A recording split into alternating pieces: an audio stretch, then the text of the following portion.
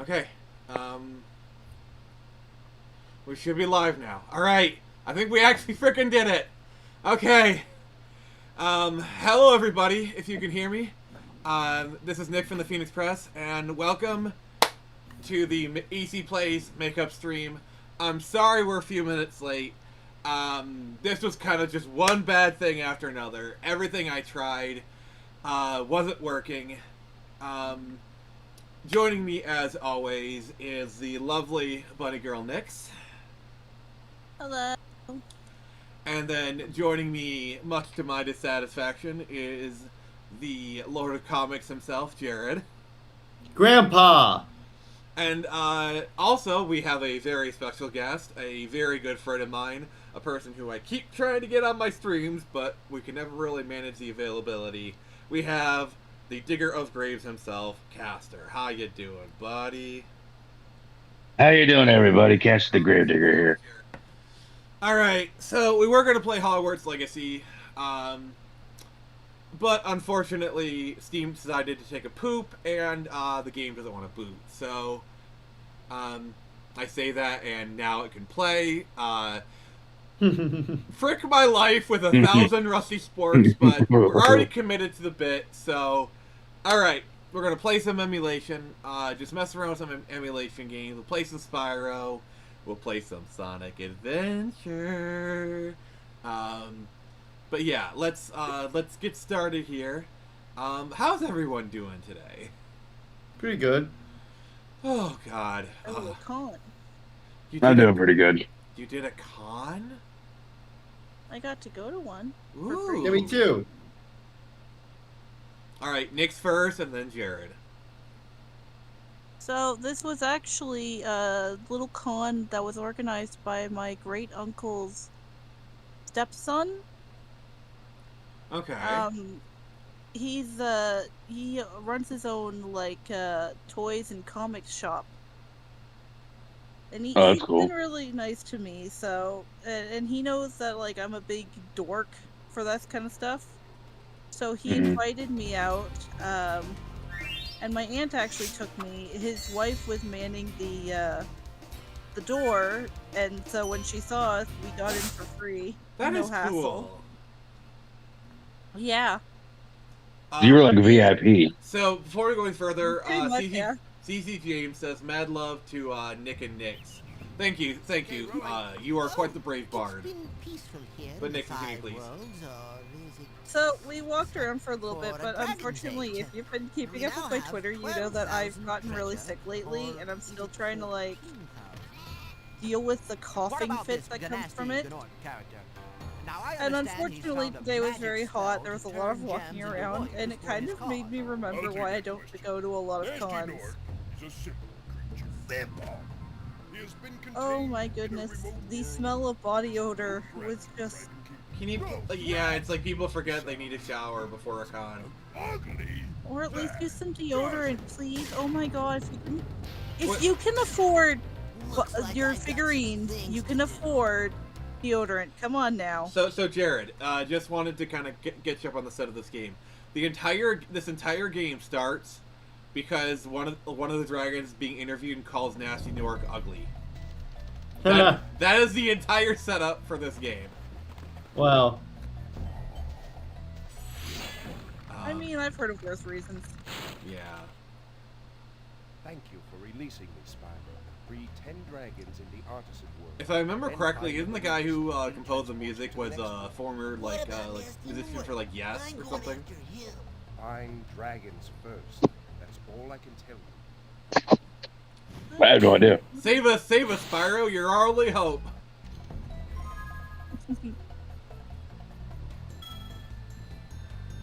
Alright, let's Yes, I can fly. I've been going to cons for a while, and the smell is one thing that is always a constant. Yeah, I was actually doing a con myself on Saturday, but I was selling stuff, so I was on the other side of the table.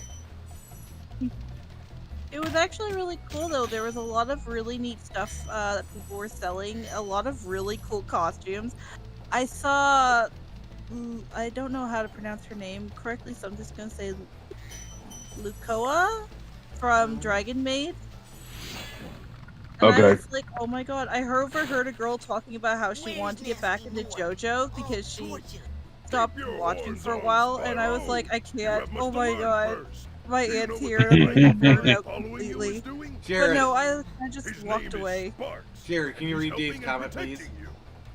Dave says, Fear of the Dragon puts you on a watch list. If you know, you know. It's quite the nasty Nork. But yeah, there was a lot of really cool stuff for sale. Like, I saw a Darth Vader potato head. Ah. I saw Furby Chewbacca. I went online and I saw the exact one for sale. It's Furbacca.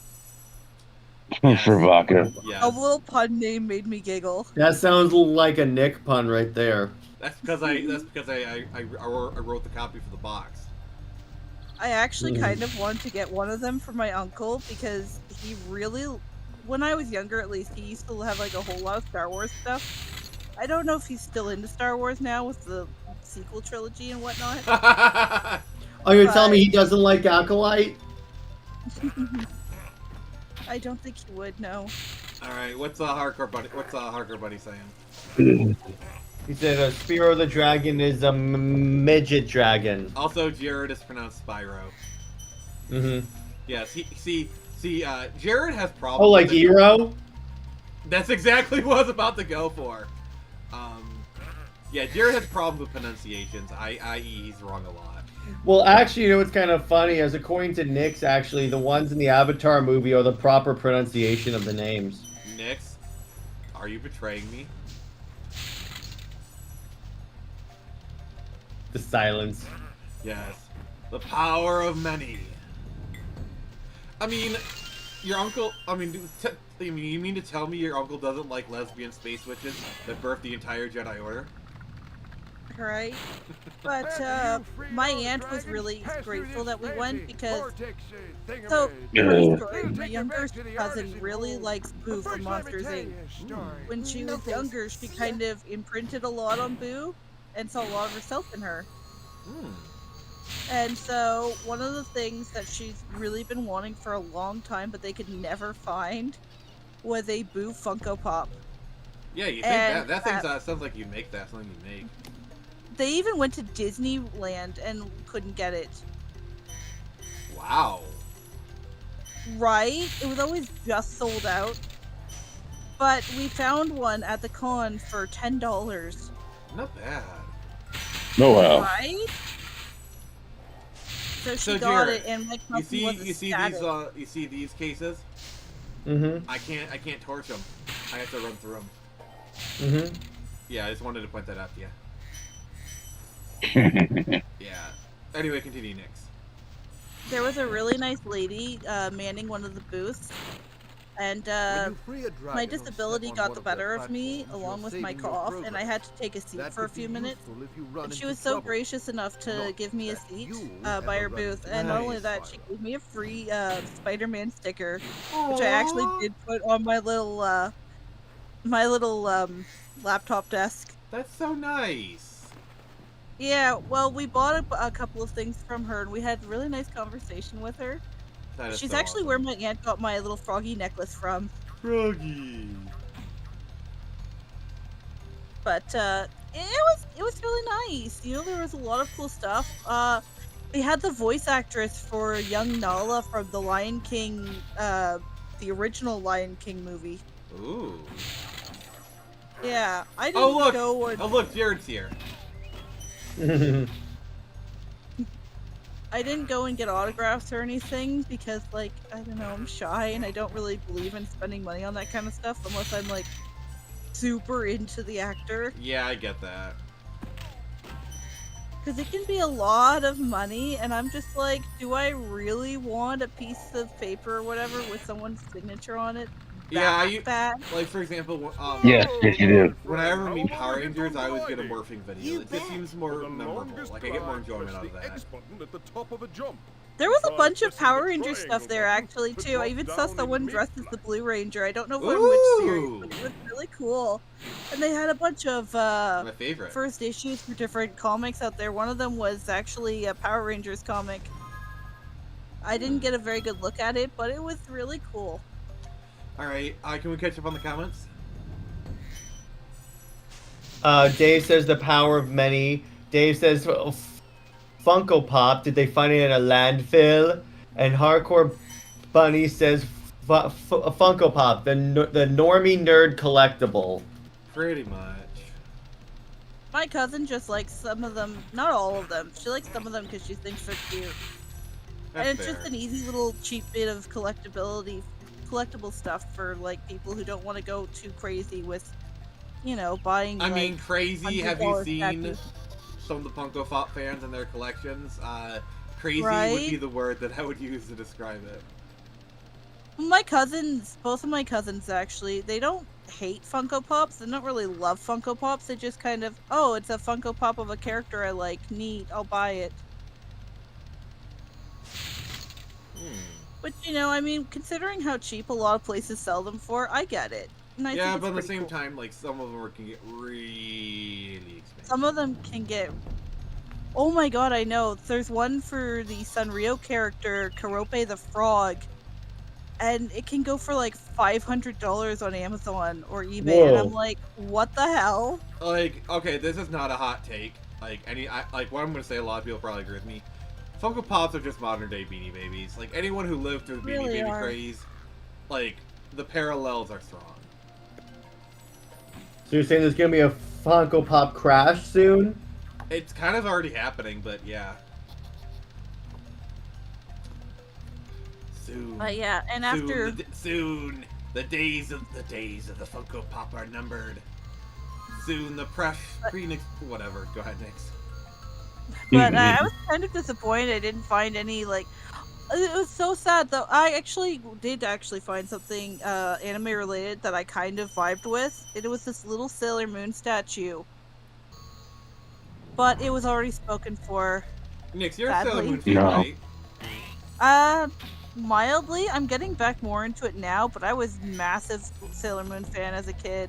Have you seen Even though the I didn't have Japanese much live-action series? I've seen clips of it. It's pretty good. Pretty Guardian Sailor Moon is what we're talking about. The one made, yeah, it's made by the same people who made like Kamen Rider and Sentai, and it pretty much plays out like one. Yeah. But I think my biggest, my only real knowledge of Sailor Moon would come from the old animated series. The Geek Dub. Is like, well, that too, yeah. But like the old anime is kind of my one true love. I just like the aesthetic of it, the way it looks.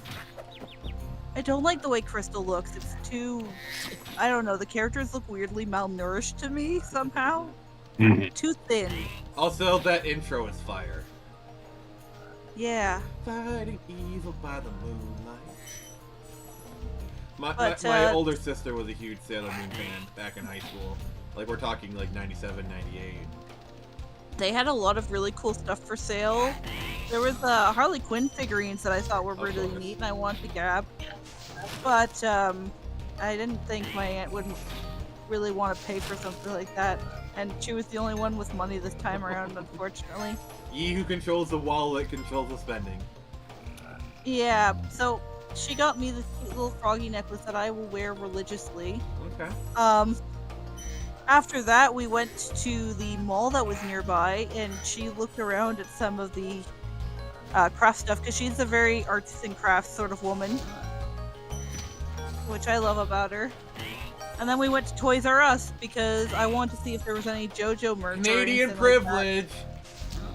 Legit! And I didn't find any JoJo merch or anything, but I did find there's a Shadow the Hedgehog Squishmallow, and I Oh almost my bought god. it. You almost had Chaos Control.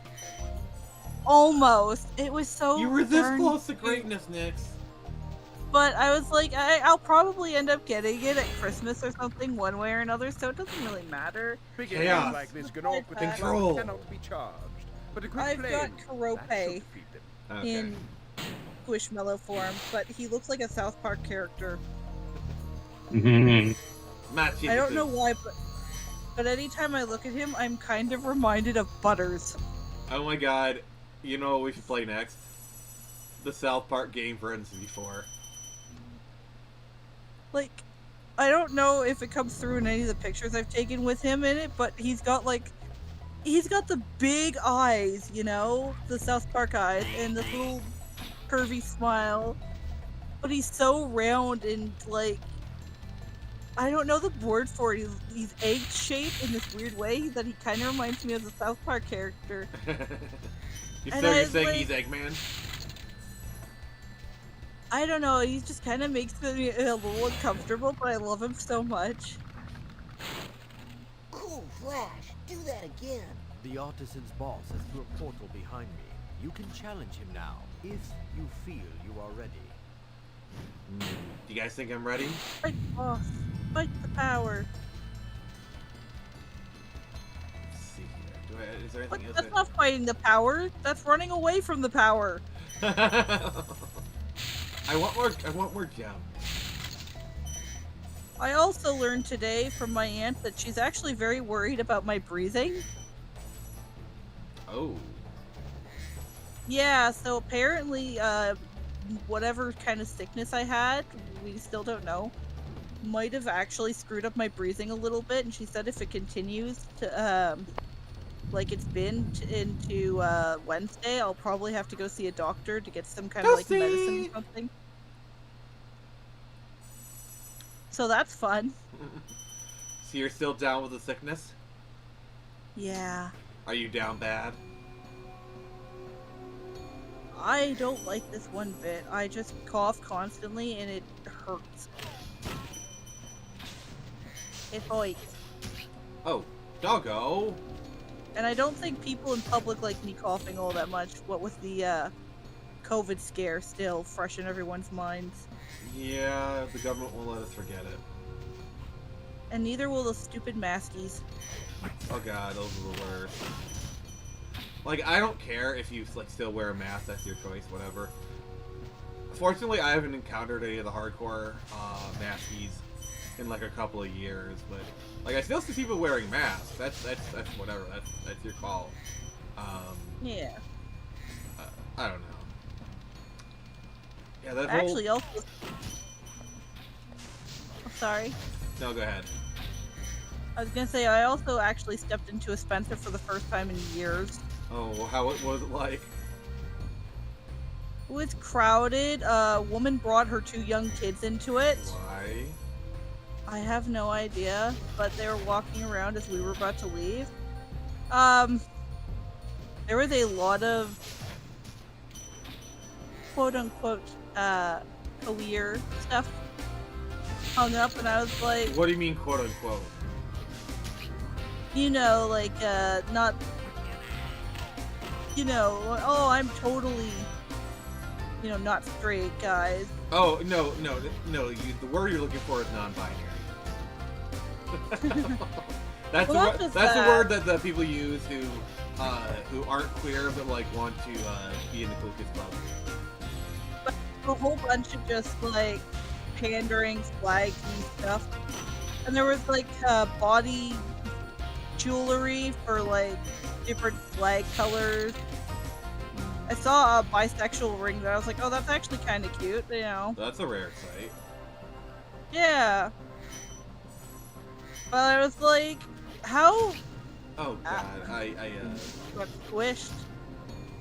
You were I'm squooshed. Alright, can we got a new comment.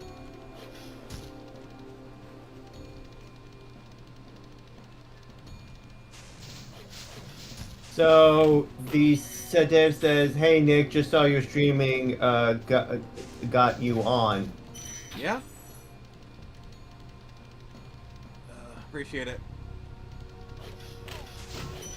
You know, I've seen a couple things that I'd buy with like my pride flag on it, but at the same time, I'm like, am I really so like what's the word I'm looking for? Yeah. Self-conscious. have so little self-respect that all I think of myself is like my sexual identity. No, Yeah. See, the thing is, I'm a Nix. fully fleshed out person. See, the problem is, Nix, you actually have a personality. That's your problem. Yeah, I have depth. Yes, you're an actual person. You don't need to supplement it. Like, But actually, it was a good trip too because I got to talk a lot with my aunt, and we actually got a little deep at times. oh god. All right. We're switching games. We have been doing the OG Spyro, but we're switching games. All right. We could upset Nick. We could, but I want to do the game that I promise everybody.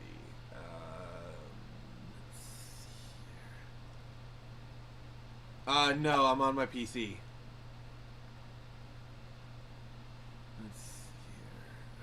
Lightspeed Rescue. Oh god, that game's terrible.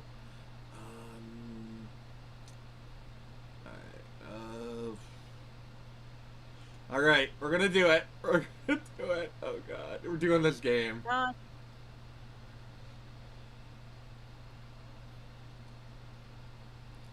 By the way, if for case anyone doesn't know, this game is terrible.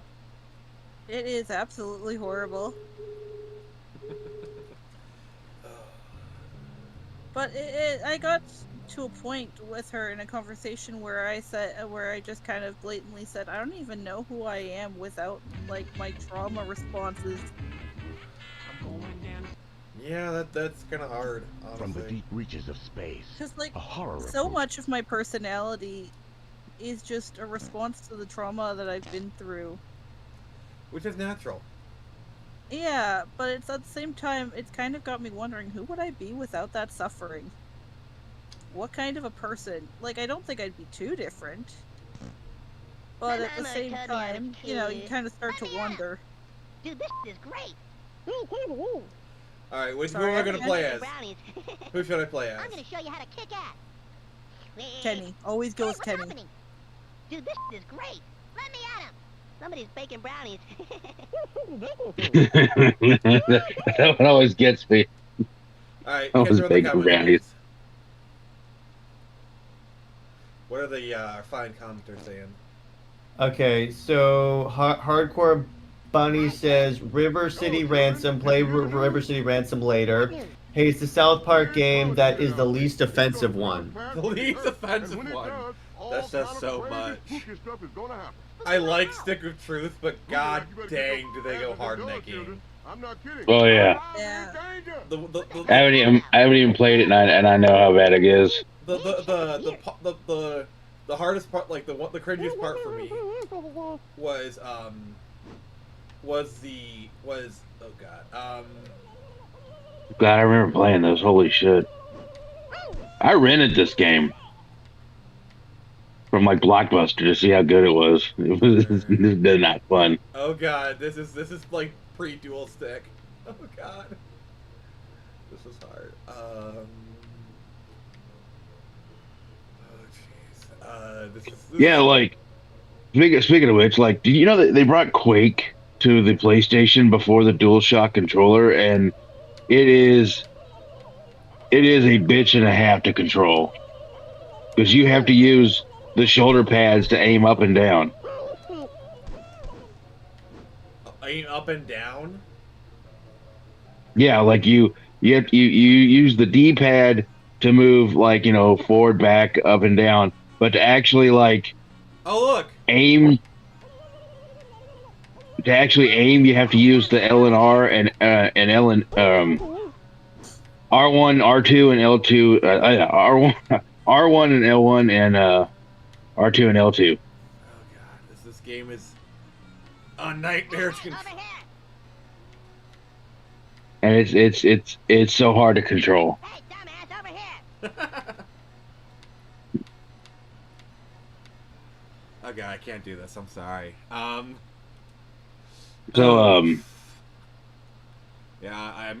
we're doing something else. All right, let's do some episode 1 racer. Just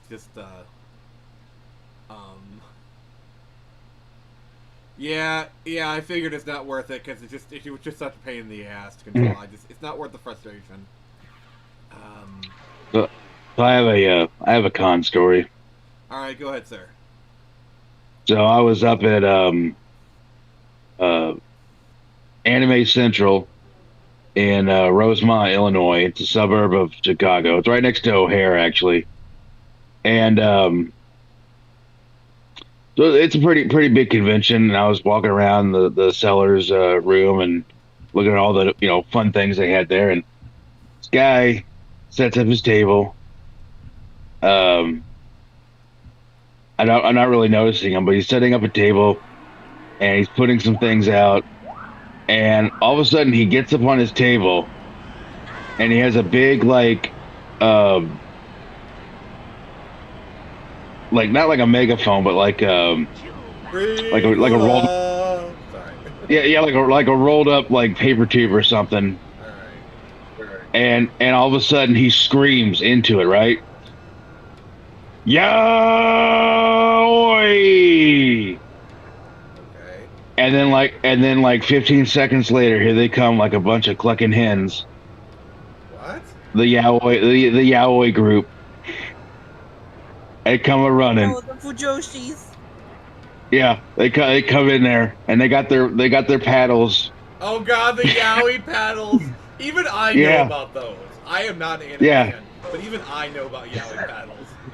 Jared, Jared, do you know what a yaoi paddle is? I don't think I want to. Alright, Nick, tell him what a yaoi paddle is.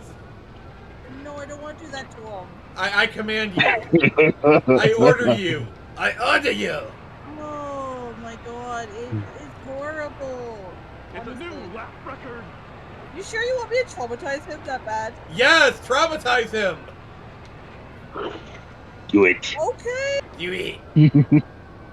It's okay, so it's a wooden spanking paddle with the word yaoi basically written on it in any way. It's been banned from most cons for about 10 years, by the way. Yeah. That's it? That's it? No, there's more, like the whole culture around it, but... The culture. Horrible. Oh my god, we're traumatizing Nix instead of Jared. Did we make Those are a bunch of wusses. They'd use them to like spank cosplayers and attendees. Yeah. And a lot of the time it would be done without the consent of whoever was getting Well, that's a paddled. recipe for a punch in the face.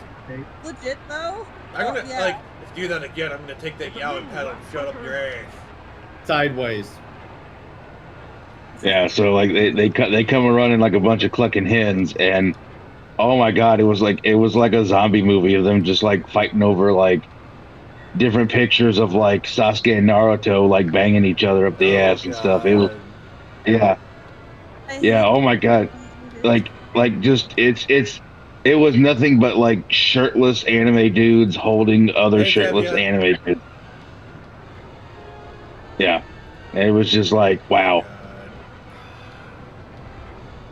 Like there was a lot of what's the name? I haven't watched Naruto forever, but what's the name of the guy who came in Shippuden and kind of replaced Sasuke in the group? Ninja McNinja Face. Hi. Yeah, sure. His name is Sai. Sai.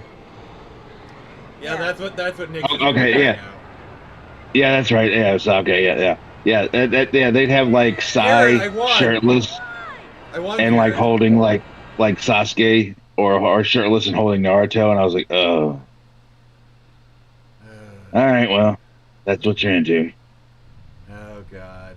But but old Castor got the fuck out of there. We say that. Yeah. So we're just doing a hangout right now, Tevya. Just kind of playing random like emulator games. So if there's any like old school games you want to see me play, feel free to drop some suggestions down in the comments. I'm just kind of playing whatever. Yeah, so what happened with the stream yesterday was we were playing Witcher 3. You guys were all awesome. We had a good amount of people in the stream. The chat was popping. The co-hosts were doing their job. And sadly, The Witcher 3 had a bug where it froze on the loading. Yet the screen kind of was taking priority. So I couldn't engage Taskmaster to kill the program. I tried Alt F4, that wasn't working, so I couldn't kill the program. Everything else is working. Like, I could have just, just talked, but that would have been boring for you guys. So I kind of had no choice but to, stop the stream because I had to restart my computer. So that's what happened last night. And this is kind of like a make-up thing, and Castor said he was available, so I'm always happy to stream my buddy Castor. He's a good guy. And of course, Jared couldn't turn up an opportunity to make fun of me, so... And, I do enjoy it. You do. Yes. So, Jared, you have a con story? Yeah, so I went to Florida SuperCon yesterday, and so this has been like my many time going to Florida SuperCon, but like my third or fourth time going there as a YouTuber. So it's kind of a different experience. Wait till you get your press badge. Once I get there, yeah. My highlight was meeting Jim Starlin, the co-creator of such characters as of Thanos, played by Josh Brolin in the MCU. That was really fun. Jim actually got a cameo in Endgame. He was in the therapy. Yeah, he told us that. And I gave him my card, so it's possible we could get him on the show. I got a bunch of classic comics, but what was interesting this time, as opposed to last year, is there was much more of an even split between people that cosplayed comic books and people that cosplayed anime. Because last year was practically all anime. So it's kind. Are you saying that nature is healing? Yes, I am. It really just does seem like that. Even though the comic book stories aren't really exciting people, though. That's the weird part. I got everything you need, huh? Alright, so...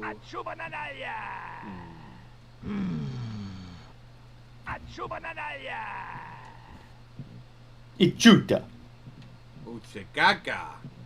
I don't know. Jump Oscar. They come here, how do they find me? McClunky. They come here, mess up my store. Hey! You know that's the actual voice actor for Watto? Mind tricks don't work on me. Only money. Why is he saying mind tricks don't work on me, only money? You're not a Jedi. That's from the film. I know. Alright, how do I actually get out of this? Let me think.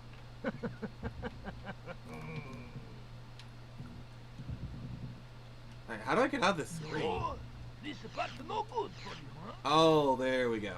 Okay. Yeah, it's called pressing the back button. That's kind of the universal way of going back. Buzz off, sir. Alright, catch up with the comments. Let's see. Tevia says, I went to SuperCon as well, I couldn't find you, Sally. Yeah, we walked past each other a few times. Tevia really tried hard to find Jared, too. Yeah, Tevia says, I met Jim Starlin too. Yeah, he's cool. There was also the Baldur's Gate 3 cast there. Nice. The dive says, I can get out and run faster than your pod racer. Yeah, Nick. Oh, God. Shut up. Tevye says, I saw the Baldur's Gate 3 cast there. That was fun. They also had the cast of Avatar The Last Airbender there, like Ong. Oh, okay. Now, so Anakin died now, so all of a sudden a bunch of younglings are safe. Master Skywalker, what are we gonna do? There's too many of them. Like, I'm sorry, that scene, it's actually kind of scary because he just ignites his lightsaber. Like, a bunch of very young children. Yeah. Alright, what's the chat saying? Tevye says, unfortunately, I couldn't ask my quick question at the Baldur's Gate 3 cast, sadly. And then Sadif says, she's correcting my pronunciation for Aang. Well, according to the culturally appropriate pronunciation, it's Aang. No. Tevye says, I did meet the Legend of Zelda voice actress. That was fun. Yeah, she was there. They had a bunch of guests there. They also had Roger Craig Smith, which unfortunately I couldn't meet. So, there you go. But I so mean- I walked around a little bit. They actually had this. They don't call it Florida SuperCon for nothing. They also had this cool VR game that you could register Slaughter for and play, Younglings 3000. which was pretty fun. What else? What was the VR game about? It was basically it's a multiplayer game where you're facing your opponent, and you're basically it's basically one of those duel games where like you shoot them with guns. Well, what's kind of funny is so the way it works is that it spawns guns around you, so you have to reach out and grab them. But the problem is I kept forgetting what the grip and fire buttons were, so I would grab a gun, point at someone, and then just drop it. Jared! You try playing VR, sir. I thought you knew about guns. Yeah, but I don't know about VR games. How dare you? Thanks for gonna say Yeah, something. so that was fun. And let's see, what else did I do? I got a bunch of like really classic, because there's always like those people that like bring like really vintage Silver Age stuff in there. So I got a bunch of Silver Age Superman and Wonder Woman. I also got the first appearance of Yelena Belova Nice. for $40, and I was like, okay, that is actually a really good deal. Yeah, it's not a bad So I deal. picked that up because I know that as soon as like Thunderbolts are coming out and she's already a popular character, I know that price is going to skyrocket any minute now. Yeah. And I made a few new contacts, and yeah, besides that, it was a really fun time.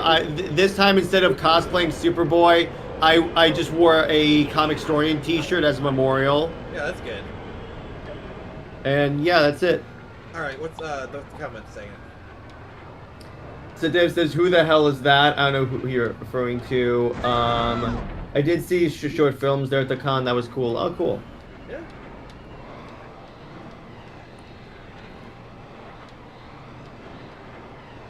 But anyway, I continue here.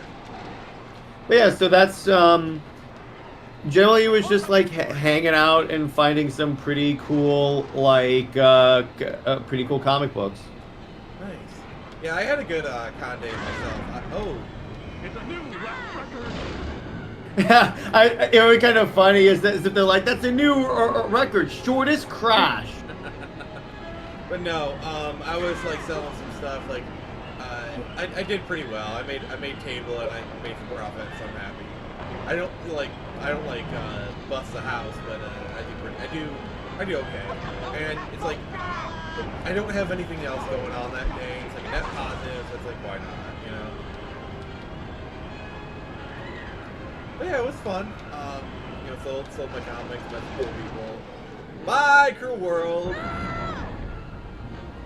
Younglings, thank you. Oh yeah, I'm sure you am for the content. But yeah, my next con is until September. I got a big one. My other big one coming then. That'll be great.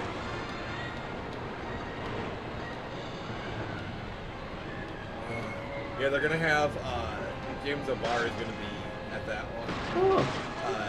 So I'm gonna do what everyone else is doing and ask him about the movie.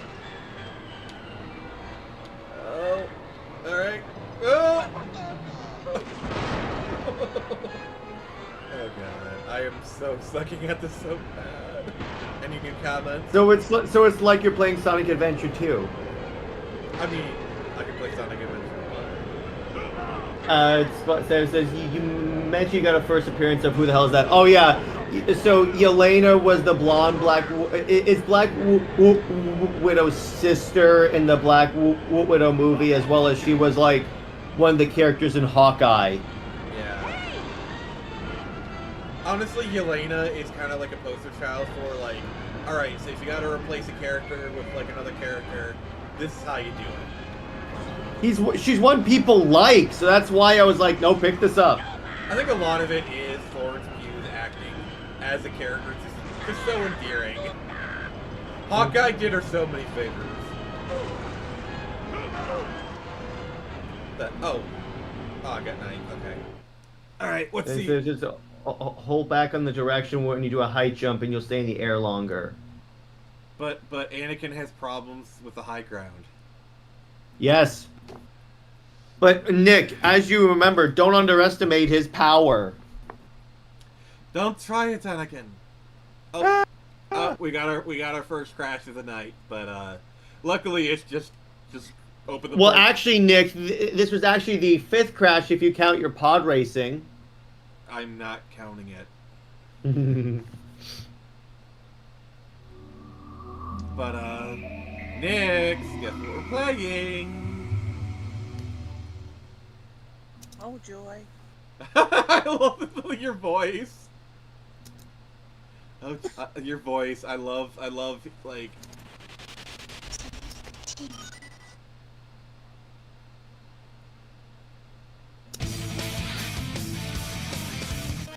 Select a file.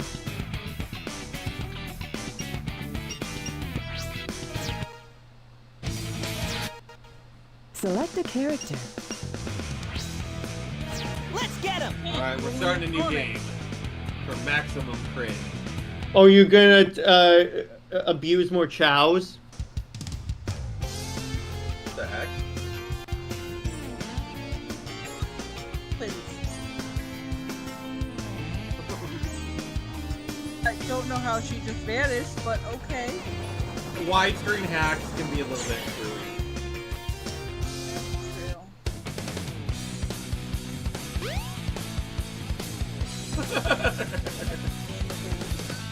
Oh yeah! This is happening! It is happening. Are you happy, Nick?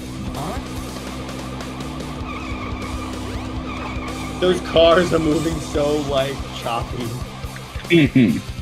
What's up? What is up? What's down? Sonic, why is your eye going through your face? It's the SF. I think it's an imposter, Sonic. Oh no. You are completely surrounded. Surrender yourself. What if I don't want to?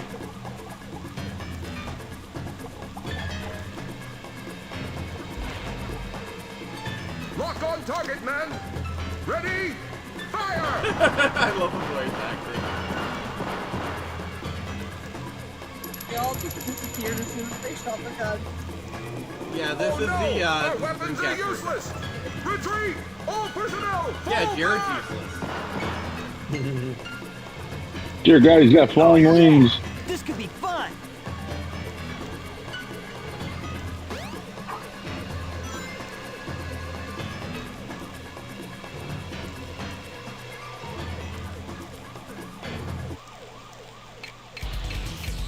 Alright. I like how the cops just completely pushed out.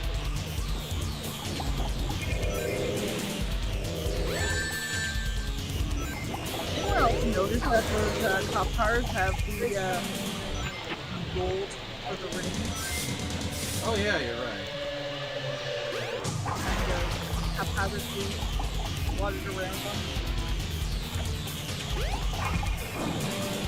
Oh. Okay.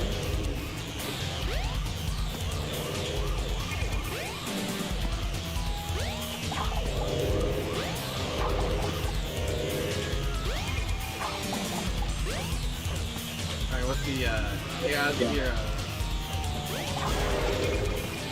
Hey, I'll play with you some other time! how about we not and say we did? Kinda creepy, Sonic.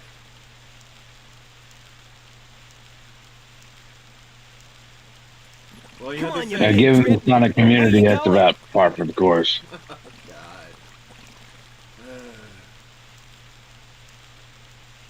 God. So Castor, I have a question for you.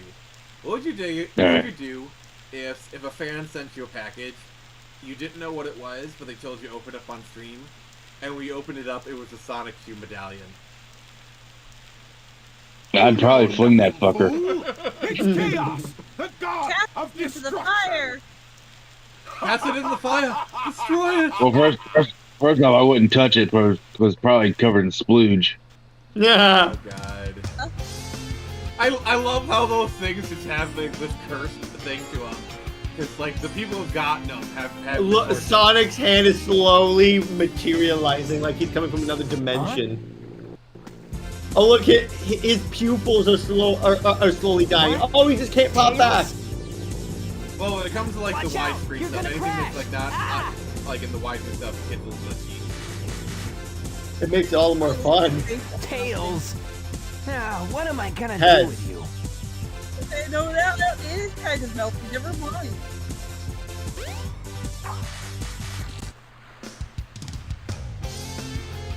I love. Uh, This game does not know how to handle the widescreen.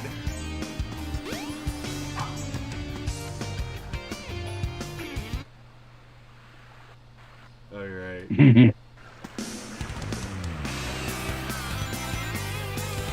need the max guys.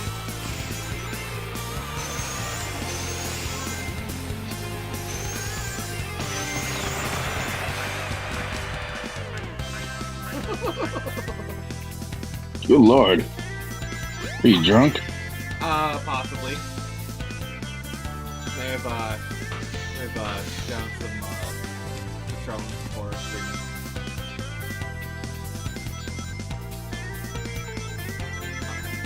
So how's everyone doing? I'm very confused and concerned. You're confused? Why?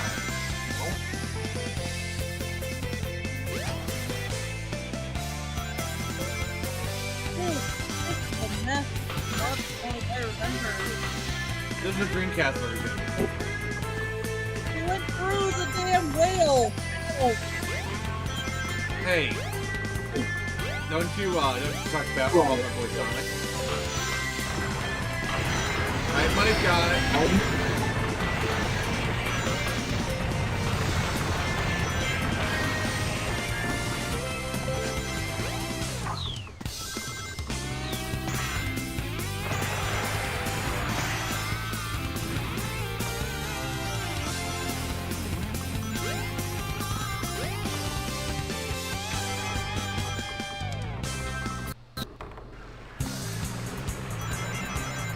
Transition! answer your questions, Heavy. The game is picking up and puts back to a first copy. And like some kind of weird pasta.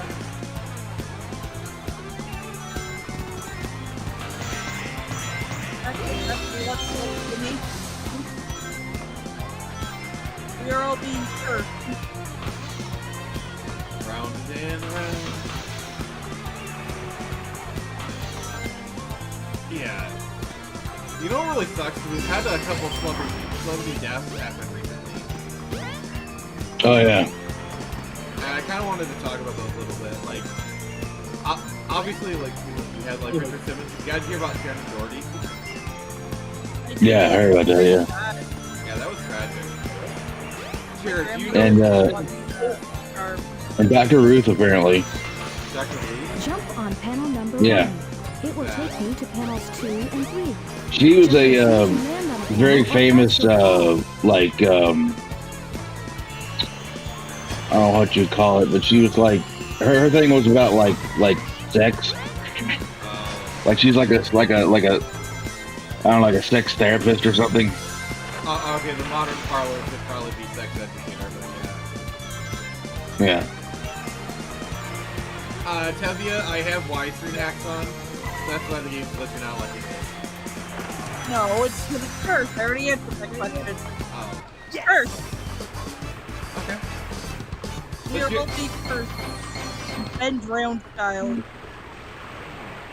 Yeah, not bad. Oh, I got a C! Wow! Yeah, it says she was a sex therapist and talk show host. Huh. But Jared, do you know who Yeah. Shannon Doherty is? Long time No. no see, huh? I'm just glad you're okay. She's famous for 2 roles. She was on Beverly Hills 90210. What happened anyway? And then, You're too Tar. good of a pilot to just crash like that. Okay. He's like, I've heard of That neither was a of them. test run using a new prototype propulsion system.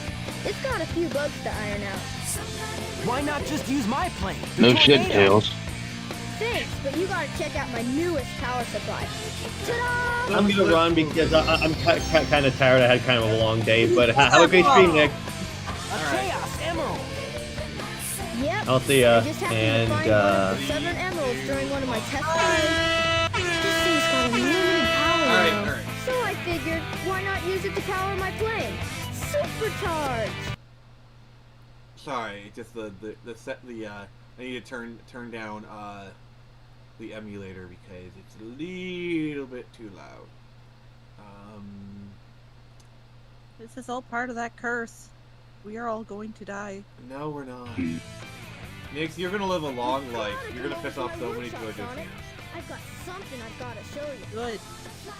It's in the Mystic Ruins. I hate the fastest way is by train. Let's go!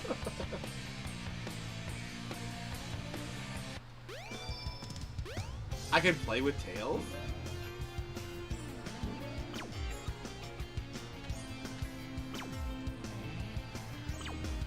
Casino is only open at night. Oh, okay. Brit. Shitty casino.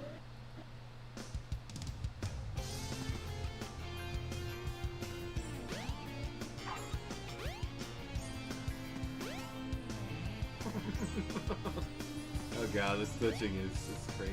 Alright, I think that's enough, enough cringe. So next game, any suggestions?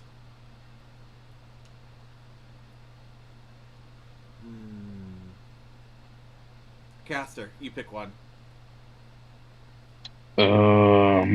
Otherwise, we're playing Buzzbee 3D, and I'm gonna lose. No!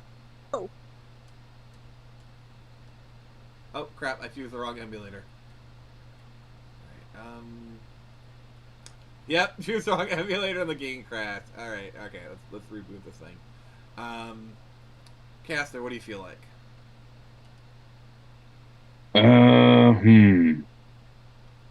Because I am going to do... Alright, so people have heard of how bad this game is. I don't know if I have Ride to Hell Retribution. I don't even know what system that's for, so... I mean, what's the worst that could happen? Just shaking my head. How do you feel next?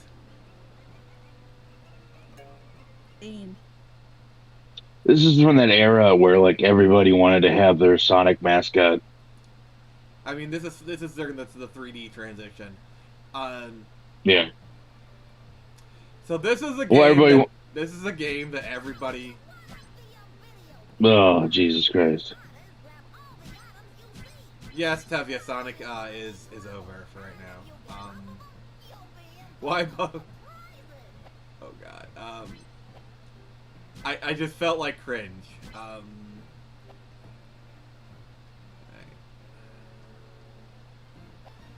these graphics are so bad. Like these are like these are like 32x graphics, honestly.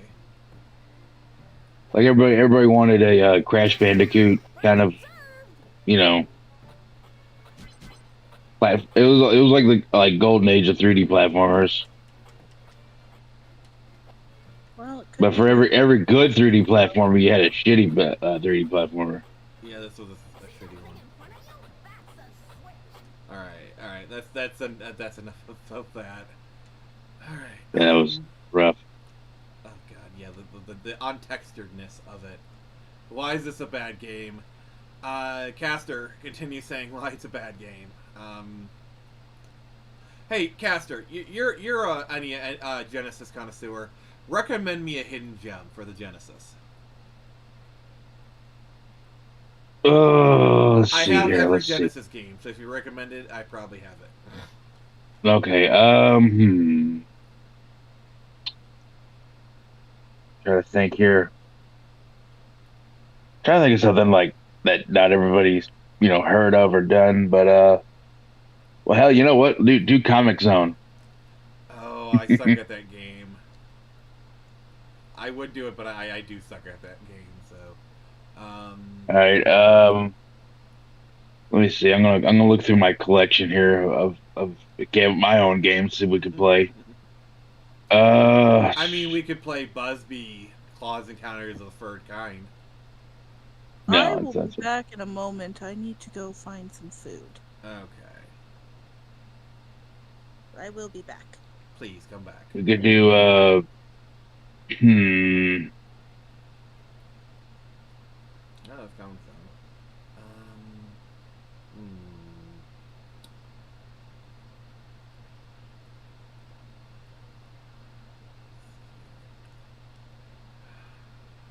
I wonder.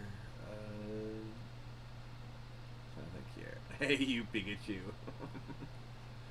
I don't want to do Zelda without Nyx here to cringe. what about Splatterhouse 2? I'll do you better, Tevi. We'll play Marvel vs. Capcom 2. So while you're Alright. while you're thinking about what game to play, we'll play Marvel vs. Capcom 2. So we'll do that. I think Alright. That's good filler. Hey, Charlie B, how you doing, buddy?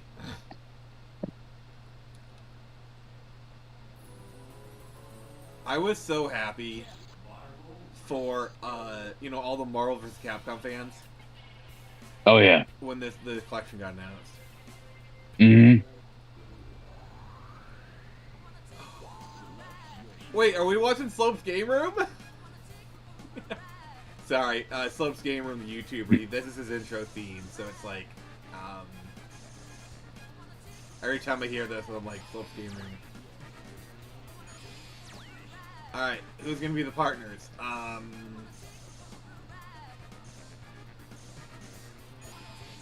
Ryder, and then, I tell you what, I remember watching Marvel vs. Capcom 3 at Evo one year, and I love the fucking fans at Evo. They're like the best part. yeah. Yeah, Jared, had to dip out. Nyx will be back shortly, Tevia.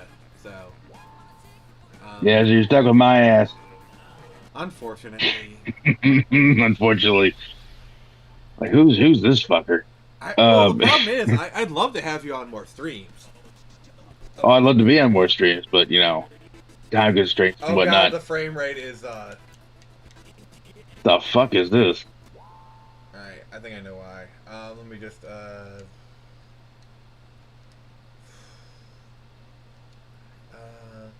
let's lower it to 1.5.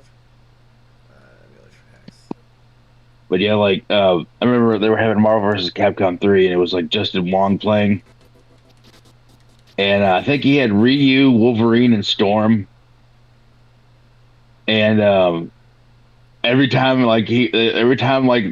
would do like a super combo, there was like one fan who would just jump up. He was like in the front row, and he would jump up and he would just start like screaming the X-Men theme.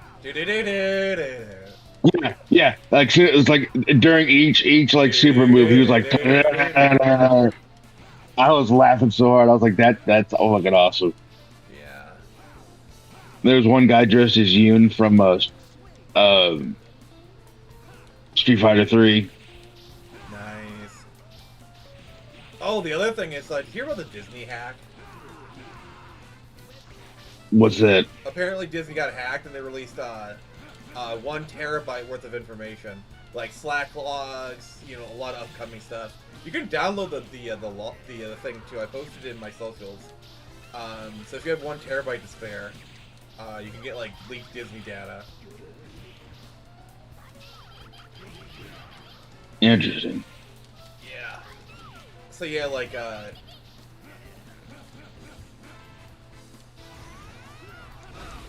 oh god, I am so terrible at this. I wonder who came up with it. Can you tell I'm not a fighting game person? Very. Oh, hey! So, Castor, what game should we play next?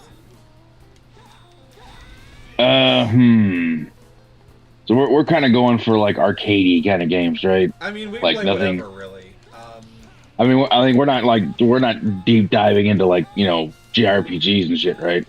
If we do, it's just basically playing the intro kind of thing. This is more of like a hangout, just play whatever. So yeah, arcadey games work better. Yeah, that's what I'm saying. Yeah, just something short and sweet. Trying to think here. Yeah, we're not playing Super Metroid. I mean, we could, but, What about Earthworm Jim? oh god.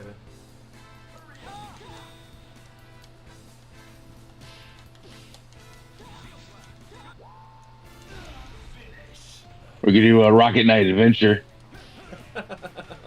I could play it on actual hardware because some guy Yeah. gave me the game. Yeah. One of these days, I still have that Genesis you gave me. I'm not getting rid of that. I need to do a stream where I use that at some point. Yeah. Well, I mean, you know, and you can hook up to HD because it's got, you know, the. Yeah, those capture cards, you know. Yeah, you know, and plus it's modded, so. All right. It look beautiful. Castor, can you read Charlie B's most recent comment? No, I can't because I don't know where I'm. Oh, YouTube. The YouTube comment. Sorry. Nix, you want to take care of it?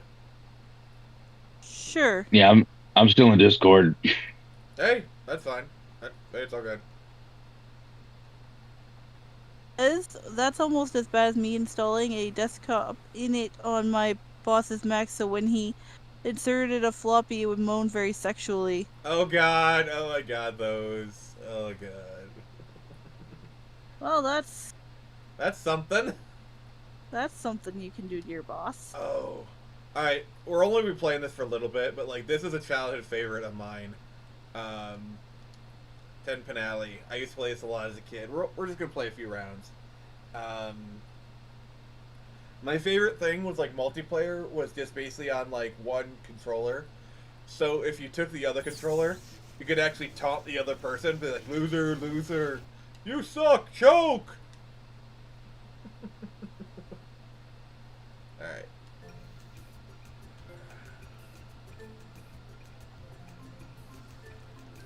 Oh god, I haven't played this game in decades. Alright, see you, Tevya. Alright,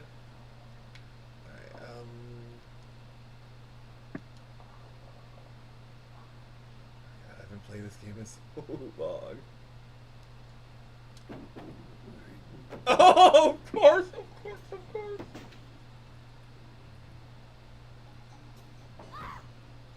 Oh god, this game is worse than I remember. Dear god.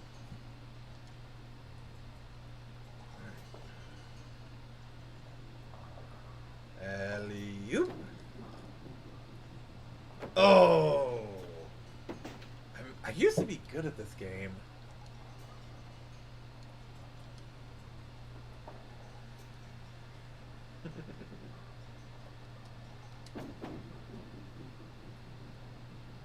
Oh my god. This is terrible. I'm so glad Jared isn't here. Jesus Christ. I haven't played this game in 20 years. What do you? Come on. I don't think it's you. I think it's the game. I used to be okay at this game. Like I used to be able to play it.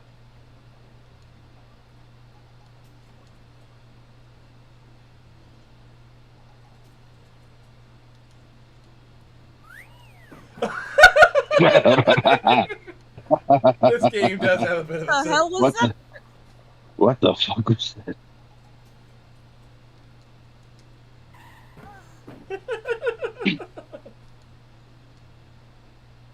At least there's some entertainment.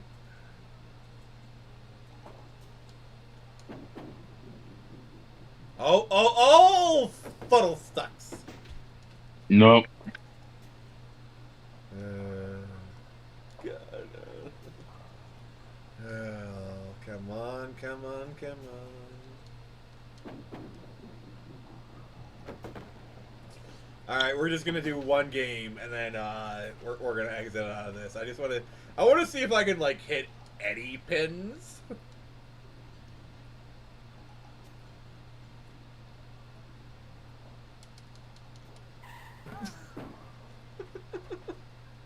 Womp, womp, womp, womp, womp, womp, womp.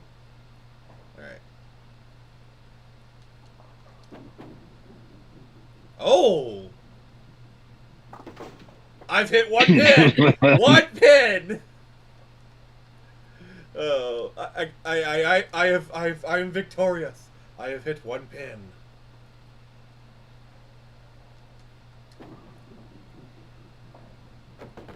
No. Let's try the other getter. Yeah. This is why when I go bowling, I often do bumper bowling. I'm not a good bowler in real life. So this is actually pretty realistic for my performance. Like, I've hit strikes before. Like, I've actually hit strikes before. But I am not. I am like, oh, terrible. All right, this is terrible. Oh God. All right. Okay. Just reload. It's fine. Okay.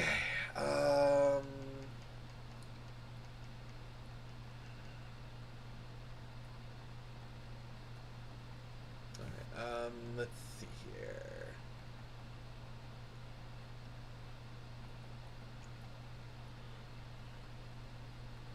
Should I play a Barbie game? No. Pen, Okay. what Barbie game are we talking about? I don't know. Castor, what's the best X-Men game on the Genesis? Probably X-Men 2 Clone Wars. Alright.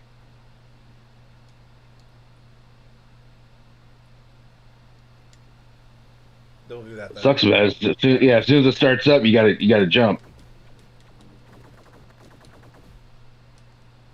Alright. Yeah.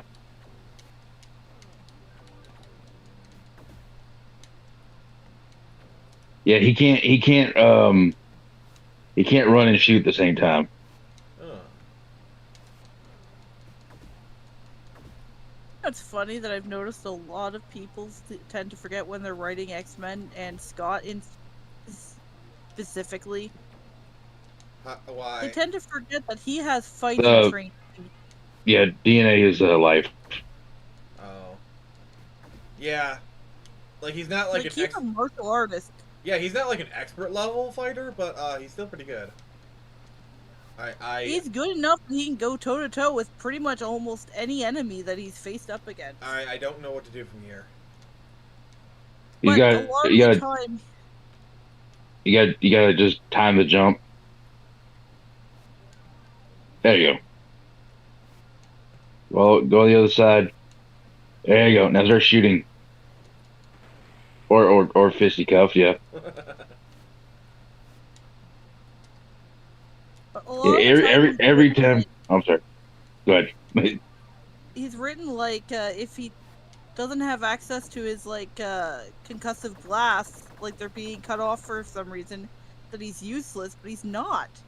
Yeah, well, I don't know. Like, Scott's a very like hard character to write for a lot of people because he's kind of the fearless leader. He doesn't really have like a lot of angst, you know, you can kind of do. The other problem is a lot of modern writers just don't like him. Yeah, and it's like, oh, we're gonna take down our hero characters. But it's so funny to me because like he's an actually like competent fighter even without his concussive blast, and people are like, no, he's just useless without them. He's like a total giant baby without them. And I'm like, no. So we have some disagreement here. Someone says Cyclops sucks. I mean, a lot of what he does suck. Because Scott he's not perfect. He's kind of an asshole. Yeah.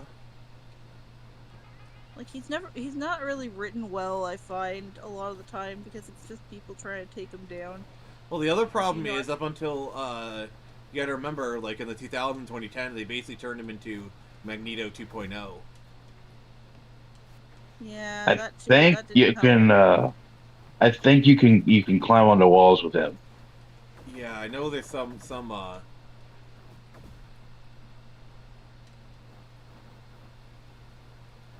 Every time you restart this game, yeah, it's a new character. Yeah, enough of that. Oh god. All right. Let's see here. You know what? Screw it. I know what'll get people interested.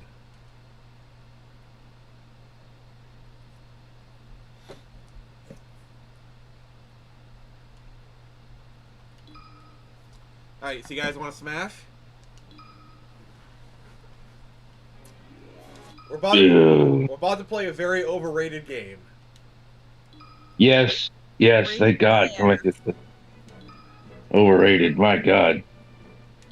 Like, I'm not saying Melee is a bad game, but oh my God, Melee fans are cringe. They are so cringe. It has such depth to it. It's like chess. No, shut the fuck up. I say it for chess, but I enjoy it for what it is. Smash. This game right here is the only reason why people still use GameCube controllers.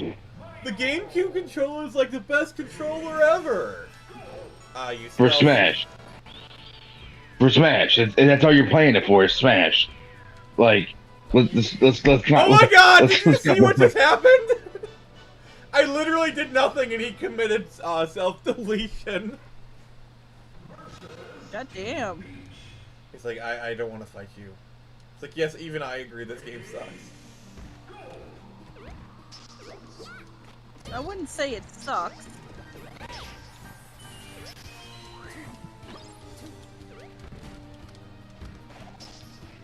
The AI is just so bad right now.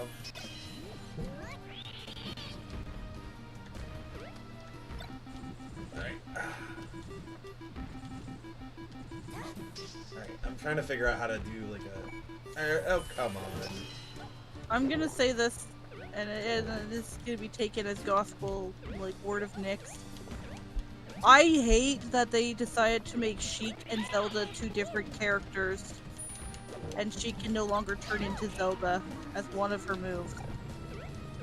That's like, dumb. I get why they did it. But, like, I don't know. I mean, if Zero Suit Samus in her final smash can just become regular old Samus for her smash, at least I think that's what happened. Oh God, I am so bad at this game. There was a couple of times where I'm just trying to think right now, but anyways, I really liked that she could, that Zelda could become Sheik, because, like, it was a reference to Ocarina of Time, where she literally did that. Yeah, plus it kind of added some good, like, it added some good depth to her character. Yeah. Because, let's be honest, a lot of times Zelda, like, what do you do with the character? Like, Princess Peach has all, like, the umbrella tricks. Otherwise, Zelda becomes, like, a worse Link. Like, oh, she has a bow, she has a sword. Oh, cool. But not only that, like, what do they do with her down B in the latest games? Oh, she can summon the stupid Dark Nut Knight thing that she did in Spirit Tracks. Oh boy! Great! Oh boy. I mean, I get why they made them two different characters, but at the same time, I don't approve of it.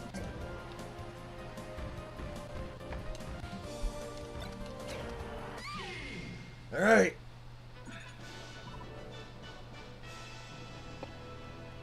Alright, what's the comment saying? The game takes that much pity on you, Nick. Apparently.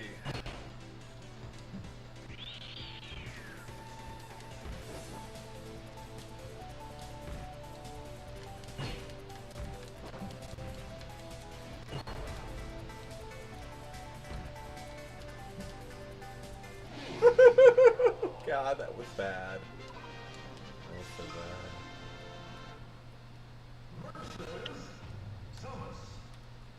What's actually really cool is, even though I'm playing an emulation, my controller is actually rumbling. It's pretty nice, pretty sweet. I like that. I will say, I do like the fact that they added Zero Suit Samus into the roster. So you can play as Samus without the armor or with the armor. That's nice.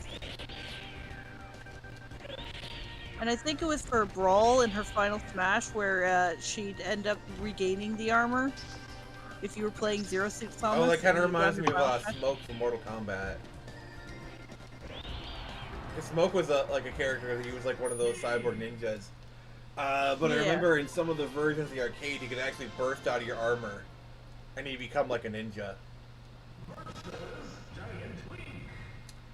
Giant Link.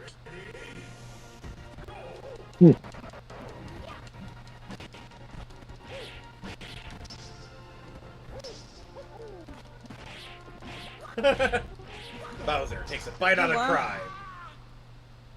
Yeah, you can even see the big moon from back behind stage. Yeah, it's pretty cool.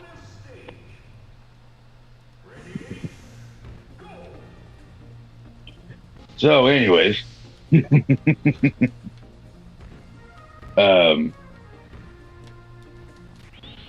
probably next week I'm going to order some parts and going to do a SNES triple bypass mod video pretty soon. It does the same thing that it does for the Genesis. It basically pulls the RGB and skips all the filters and makes the Super Nintendo the pictures look nice and crisp. Nice. So when you can play it on if you play it through S-Video or play it through like any kind of upscaler, it's gonna look absolutely fucking gorgeous on a modern TV. Huh. Yeah, like pixels so sharp, that you can cut glass with them. Ooh, that's Seriously. dangerous. Yeah. So, but yeah, I'm gonna be ordering the parts or ordering the mod kit here pretty soon, and I'm trying to make a video on it, an installation video. I'm gonna be doing the SNES Junior. Oh, I had one of those. Those were actually really bad. Yeah. Well, right now you need a special kind of chip for the motherboard to Have you ever to perform the mod. Have you ever modded an NES top loader? Not the top loader. I do have a modded NES front loader. Yeah, because top loaders. I know people. Top loaders kind of like expensive. Yeah, because it's better for the chips. But I think they only uploads in like RF or like that's connections. Well, unless you do perform a mod. Yeah. Nix, what are the comments saying? Just 1 second. Dave says, well, that was something. I had to call the police to save a stray cat that got his leg caught between the slats of a fence. He was going crazy. You did the right thing, Dave. Yeah, exactly. Good on you. Gold star. No bonk. No bongs for you, only hugs. Yes, you get pats. You get pats. I will give you that. You get the clap. Metal ice climbers, okay.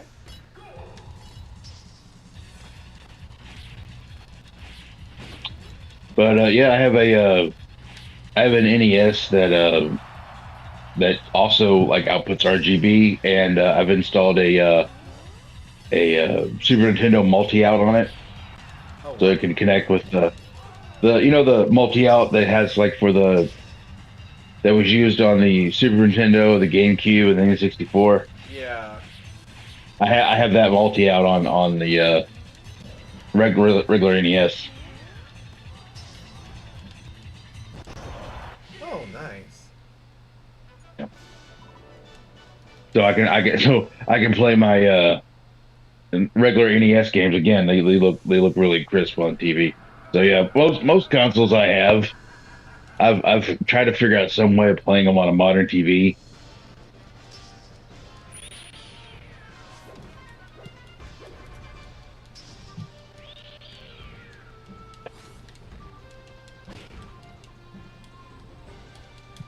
I would like to get the Pixel Effects mod for the PlayStation 1 and basically have it output HD. Yeah, I think if I'm gonna have a retro setup, I'm gonna like do the full thing. Like I actually still have a Sony Triniton like enhanced definition TV that I've been holding on to for exactly that purpose. Yeah. Because, like, yeah, those things are just gonna get even more expensive. They're starting to get expensive. Like, like not even 5 years ago, like, people were just giving them away. People still are, kind of. But among the people who know, they are, like, getting expensive. Especially the one, like, the Sony Trinitons. Lord help you if you want a PVM. Oh, God. Because, you know, the only way to get those is, it used to be kind of easy when, like, all the TV stations were switching over. They kind of were giving them away if you knew to ask. But that window is long since closed.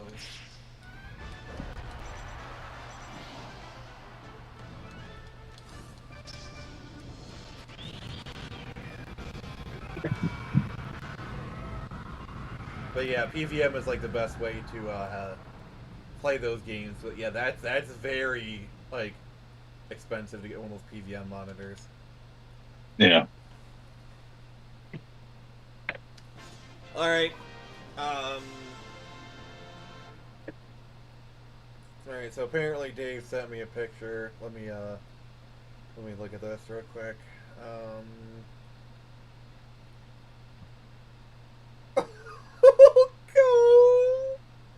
Alright, I'm gonna post this in the chat of the Discord call.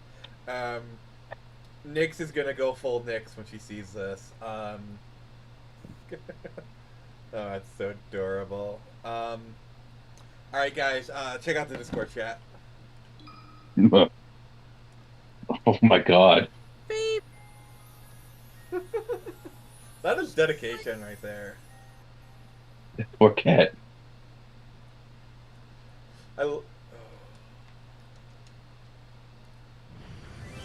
Alright.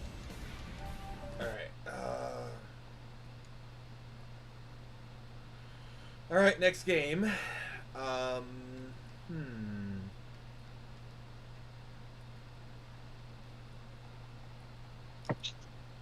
If we play Gran Turismo 2, we have to do without the sound because it's licensed music.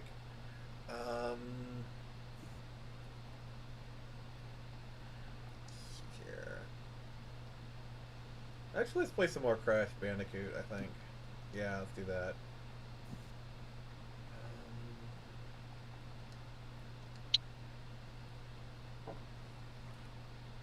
You know what would be good? A good game to play for like a streaming series. What? You should do Golden Sun. I've been thinking about it, honestly. Well, Golden Sun's my favorite game. Everyone knows that. That's a core part of my lore. That's what I'm saying. I actually did a post about it on Twitter. I played a little Golden Sun. We were doing a GBA stream last week, and I played a little bit of Golden Sun. Okay. It's on the list, I'll say. That much. I don't know when. I played some of it, and I really need to go back and play it. I have it, so, you know. I have the Game Boy player for the GameCube, so I need to play it like that. Oh, that'd be cool. Yeah, the GameCube is like the Dreamcast, where it cleans up really nicely. Oh yeah.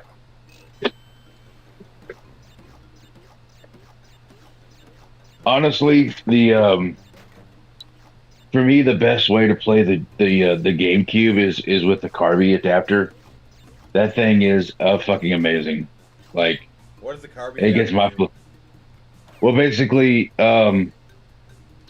you buy it from Insurrection Industries, you know, insurrectionindustries.com, you know, and they have it on their website. And what it is it only works with the GameCubes that have the digital port on the back. So the ones that came out, the versions that came out later that had only analog won't work on it. All right. So basically, the GameCube can output a digital signal. Yes. It always has been able to. Correct. But you needed the component cables to do that. Well, Nintendo, in their infinite wisdom, said, "Who fucking does that?" So they didn't make a lot of them. So if you want to buy the component cables, you're spending $300-400 on eBay. It's fucking ridiculous. And the problem is, a lot of those HD solutions aren't that much less expensive too. So. Yeah. So one guy, I forget what it's called. This guy made another adapter similar to the Carvey, but basically he took a year to like reverse engineer that digital port and made an adapter that would fit to it, and that would output like convert it to HD. So you're converting the digital signal to an HD signal, which is they're both digital, so it's not that hard. Yeah, because like when it comes to GameCube, you either have internal mods, or I think there's like a couple like add-on things like the Carby, and I think there's another one that does something similar. So Dave says someone did make new component cables. Is that what you're referring to, Castor? Well, I was talking about the original ones, but if someone did make new component cables, then holy shit, yeah, get on that. Yeah, I remember in the Definitely. I remember there was kind of like a window of time where PlayStation 2 component cables were actually really hard to get because Sony didn't make many for the PS2. But when the PS3 came out, they used the same cord. They came a lot less expensive because they're making them again, basically. It's like kind of like that window. I remember that. So basically, what the Carvey does, the Carvey's a lot better and less expensive because what the guy did was the first guy who did his adapter, he basically just left the copyright open for anybody who wants to make their own. Oh, that's cool. And so that's what the people who made the Carvey did. They took his stuff and made their own, and I fully endorse it. I have mine. That's how I play mine.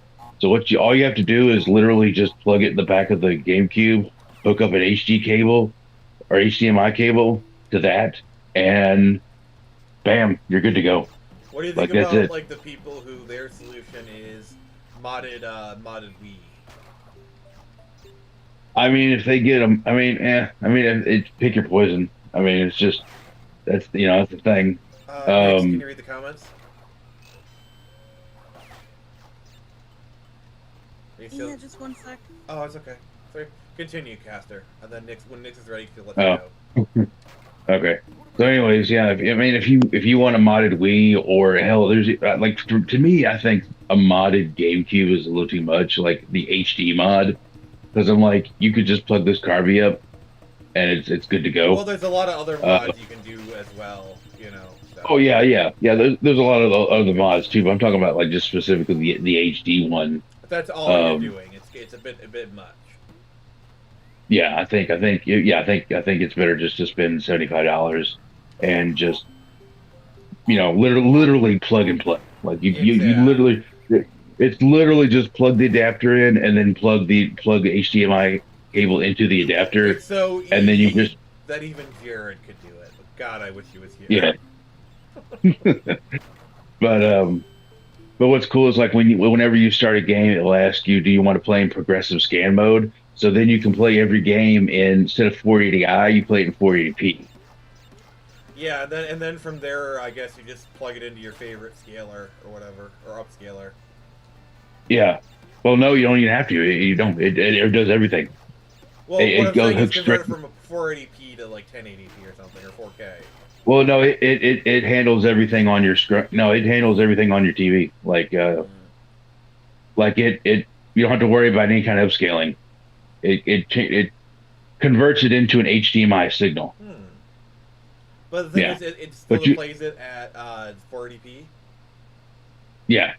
Okay, yeah, that's where a lot of people would have problems because they want it to be displayed at 1080p, 4K, or something. That's where the upscalers would come in. Oh, okay. Well, I guess if you could do that, yeah.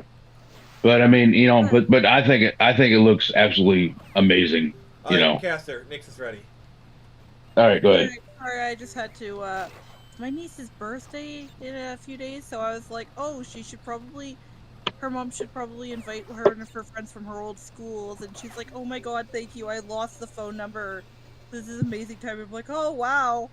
Nix to the rescue! You are a superhero. Right? Oh my god. But Dave says you can also play all GameCube games on backwards compatible Wii's, and component cables are thankfully common for that console. True too. Absolutely, yes. You can do that too. I mean, there's like I said, however you want to play your games, I have no problem. You go ahead and do it. Like literally, I'm But playing games. I'm using an emulator on my laptop. Okay, there's no right or wrong way to play retro games. Okay, no, like, I'm more of an emulator guy. Like I'll just like load stuff up in an emulator and play it. 'Cause to me, that's the most convenient. Like I like the retro handheld stuff. And just because my approach is different than like Castor's or other people's, neither of us are wrong in our approach. Oh yeah, absolutely.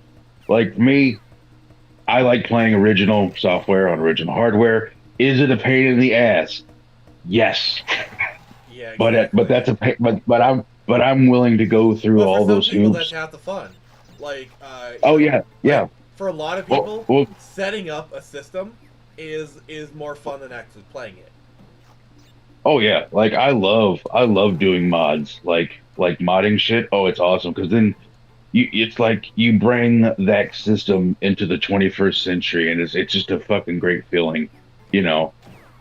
That you can just get a pair of upscaling cables and hook this up to your TV, and bam, you can play your Sega Genesis. You can play all your other, your Super Nintendo on a modern TV, and they look good too, So yeah, my thing is, retro games are so expensive nowadays, and the situation is kind of ridiculous. So like a lot of those games, I just refuse to pay like hundreds of dollars or just extraordinary prices. And that's the thing. It's like you just gotta like fit in your budget basically. Yeah, it's all what's worth it to you. What's worth it to you exactly? Absolutely.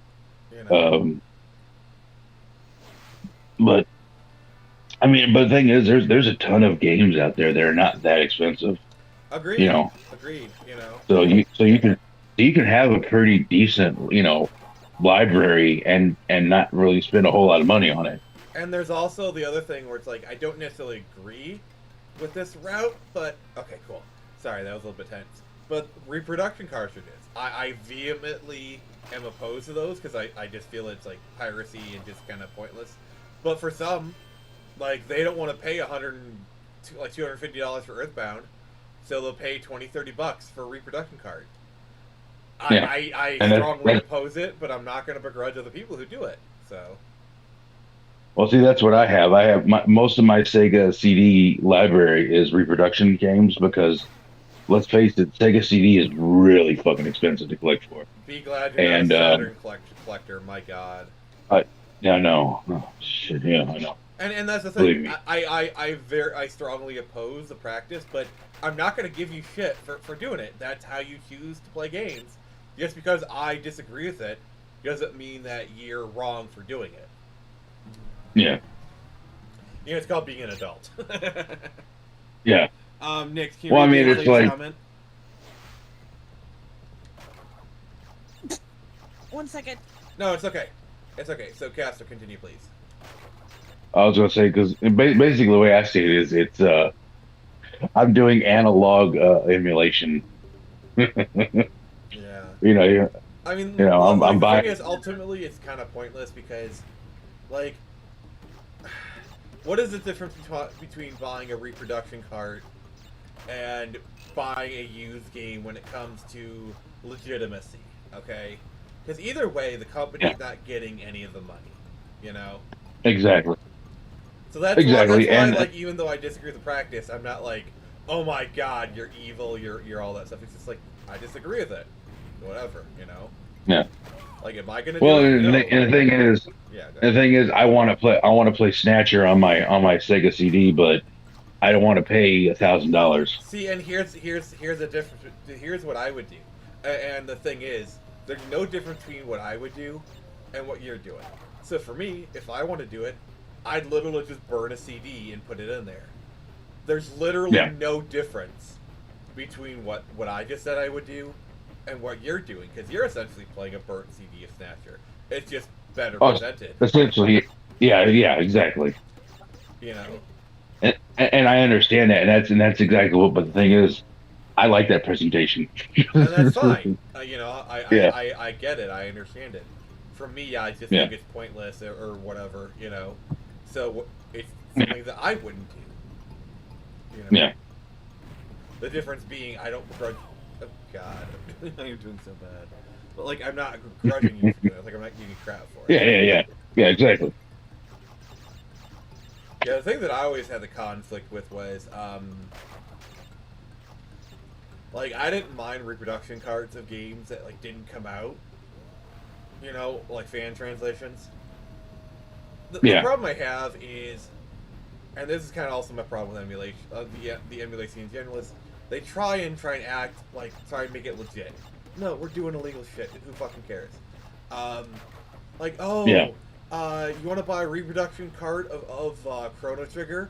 It's been retranslated, so it's legit, guys. It's been retranslated. No one cares about, like translation of Chrono Trigger is fine. No one complains about it. It's just a way to make it seem more legit.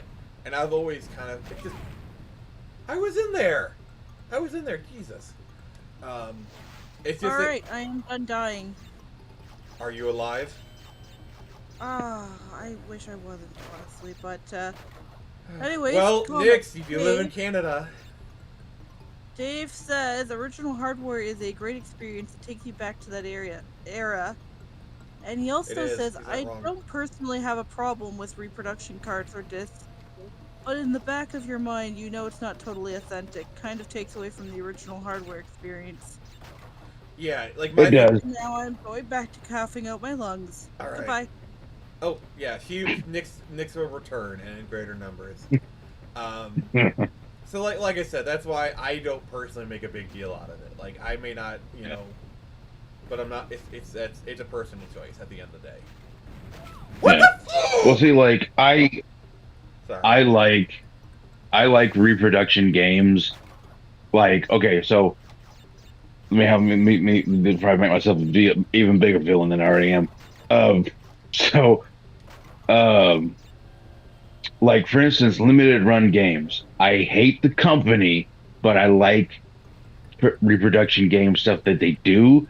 I just hate the way they fucking present it and the way they lie to you as like, we're doing this for, you know, game preservation. See, that's the thing. Like, exactly. That's like I did a whole like fucking stream about it. And like, I'm pissed off I couldn't make it. I really, because I was like, tag me in. You know?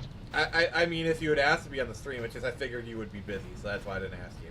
Oh, I know, but I was wanting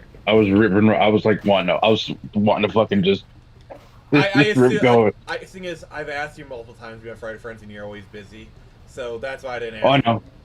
Like, I'm not mad. I'm not like upset about it. It's just like I would have loved. No, I'm just saying, like, you would have been perfect. Oh, I know. That's what I'm saying. I wanted to be like, I was listening, like, because I was busy. I couldn't actually be on the stream, but I was listening to it, and I was like, but I was like my mouth was tied, or like it was like basically I was gagged, and I'm like, yeah, I wanted to get in there really bad. Well, I'm not really. I couldn't. I don't think I could articulate exactly what I wanted to type. Yeah, but anyway, they were caught burning games onto a CDR. Like that is embarrassing. Yeah, that is bad. But like when they could, like, for instance, you know, Retrobit did the Metal Storm collector's anniversary thing, and it came out with I got this myself. I liked it. But like it comes in a nice box and everything, and you got like little stickers and posters and stuff like that, all the little doodads. Okay. And you got a reproduction of the NES box, and you got a reproduction cart, but the cart looks like more silvery, so you definitely can't get it mixed up with and it probably a real game. Says like not an actual NES card on it. Like they probably make it perfectly clear. Yeah, perfectly clear. Because if you're gonna pass off a reproduction as a real one, you're a fucking scumbag. Agreed. Agreed. But anyways, because then at that point you're just a fucking bootlegger. Yeah, that's the problem. I don't like bootleggers. But the thing is, like, you know, it came with all this, and the version you got actually had the Japanese opening translated, because in the English version it just goes title screen, game start, But in the Japanese version, there's actually like a setup and a story explaining what exactly you're doing. So they added that in there, and it was real nice for a collector who liked that. And I think if you're a fan of the series, that's okay. But if you're doing it for like, I'm going to hoard this, that's what I hate. I hate people who buy it and then want to hawk it for like $300 down the line. To me, my thing is, if you're that's not being a fan. There's a difference between a game like the hoarders are usually the ones who are like, I'm preserving games. No, you're not. You're a freaking hoarder. Like 30 years down the line, your kids or your nieces and nephews are gonna literally, they're literally gonna take your Sega CD games by the shovel, either put them off to the landfill, or some collector's gonna buy them for pennies off on the dollar because your kids don't know what the heck you have, so the collector's gonna rob them blind, and they're gonna be happy to do it. Even worse, they could be told like, yeah, that collection was worth $100,000, and the guy bought them all for $5,000. They might not even care, because like, oh, yeah. we gotta like, okay, we lost a lot of money. We don't care. They saved us money. They cleaned it out for us. That's how little some of the stuff even matters. See, but like, there's a difference between like, I can tell when a company is doing something like that and it's out of like love for the game, and then there's places like Limited Run Games, which is just basically a forced scarcity scam. Like Night Dive Studios, they clear like you can tell based off of how they make their remakes, they care. Yeah. They care. Like if it's a Night Dive remake, you're getting a good remake. They take great care of their stuff. Like the Star Wars Dark Forces remaster they recently did was amazing. Yeah. But you can tell which is a passion project and done out of love and respect for the game itself, as opposed to, we're gonna make this a forced scarcity game, and we're gonna have people buy it for that reason. Because there's games that Limited Run Games will do that are not like, they're not even popular. They're just that they don't, like the Buzzbee collect. Like, see, Limited Run Games is getting into like, we're gonna grab any franchise that has any amount of notoriety. Like, I mean, let's be honest. Scott the Woz pretty much willed Gex back into existence. That's fine. That's one thing. But Buzzbee, come on. Well, like for instance, like what Limited Run Games would do is I remember one time they took a game that was on, I think it was on the PS4 store. It was a terrible game, but it was a digitally only game. And what they did was they made a physical copy of it, and all of a sudden, like, it was going on eBay for like thousands of dollars because.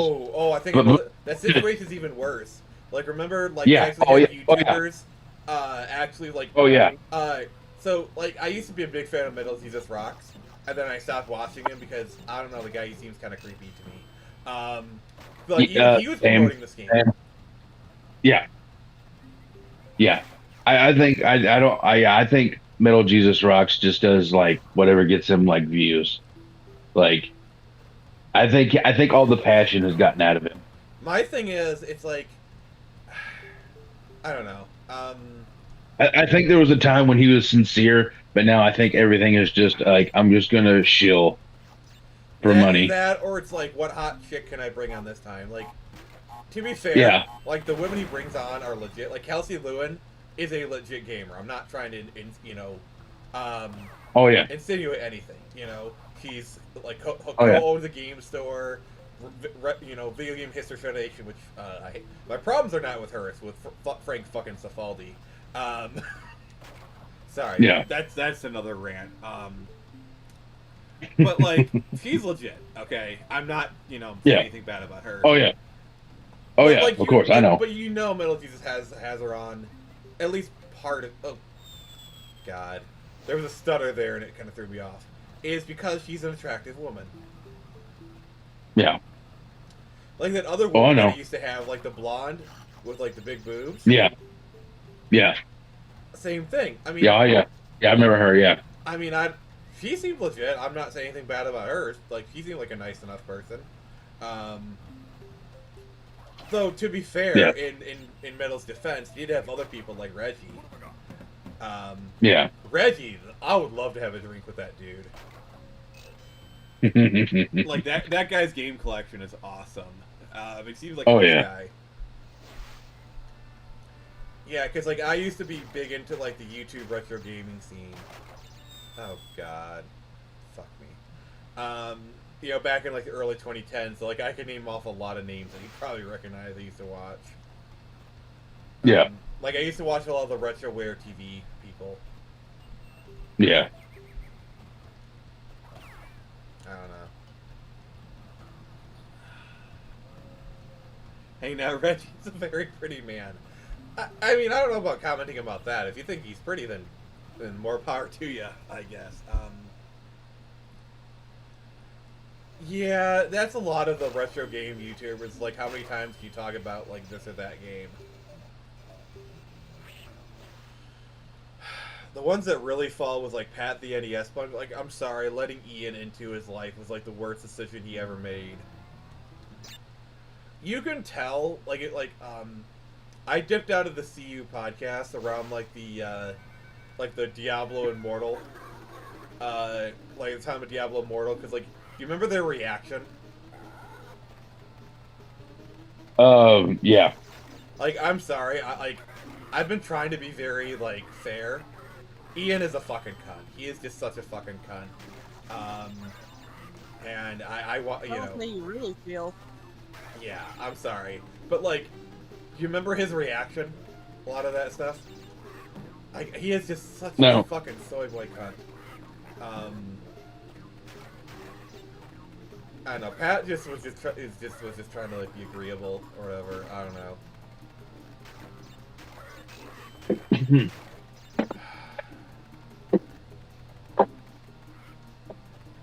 But yeah, I do not like Ian. My throat is thoroughly ravaged. I think I'm gonna pop off for tonight. Alright, you're welcome to hang out in the chat. Yeah, I might. Oh gosh, but it's been fun. Unfortunately, my damned cough does not wish to leave me just yet. Alright. Hope to see you on Tuesday. If not, let me know. We'll do something else. Yeah, no, I should be good by Tuesday, hopefully. Alright. And if not, no big deal. We can always do something else. Your health is more important, Nick. If not, I will be dead, because I refuse to let this cough win. I respect that. Alright, thumbs up in the chat for Nick's people. She's off to fight her battle. Nick, can you let yourself go with the clap? I will, thank you. Alright, that's for Nick, everybody. Alright. Night, y'all. Yep. Good night. Yeah, Alright, well, I'll do my best to read the comments. I got it on a second screen up here, but the text is a little bit blurry. Dave the Impaler says, I despise Pat. He's a worm. Yes, he is. Yes, he very much is. Yep, Dave gives a thumbs up. Thank you. Right. Yeah, apparently, he's even kind of despised in his local collector scene, which I would not be surprised. I don't know. Oh, Jesus, Nick.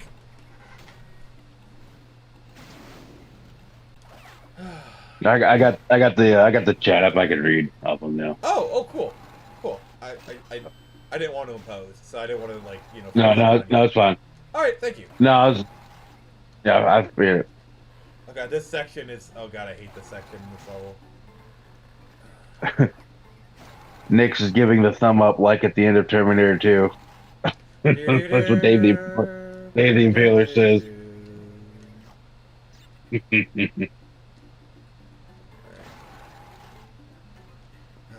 Yeah. What's Game 31 up to? I haven't heard from him in a while. He seems just kind of faded away.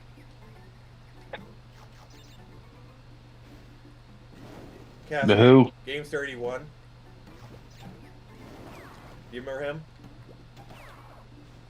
What was his name? Gamester81. No, I don't remember him. I was right in front of the checkpoint too. Do you remember Pete's Game Room? That sounds familiar. Granted, these people were popular like 10 years ago. Yeah, I don't know. He kind of gave me creepy vibes, honestly. We guys in the chat?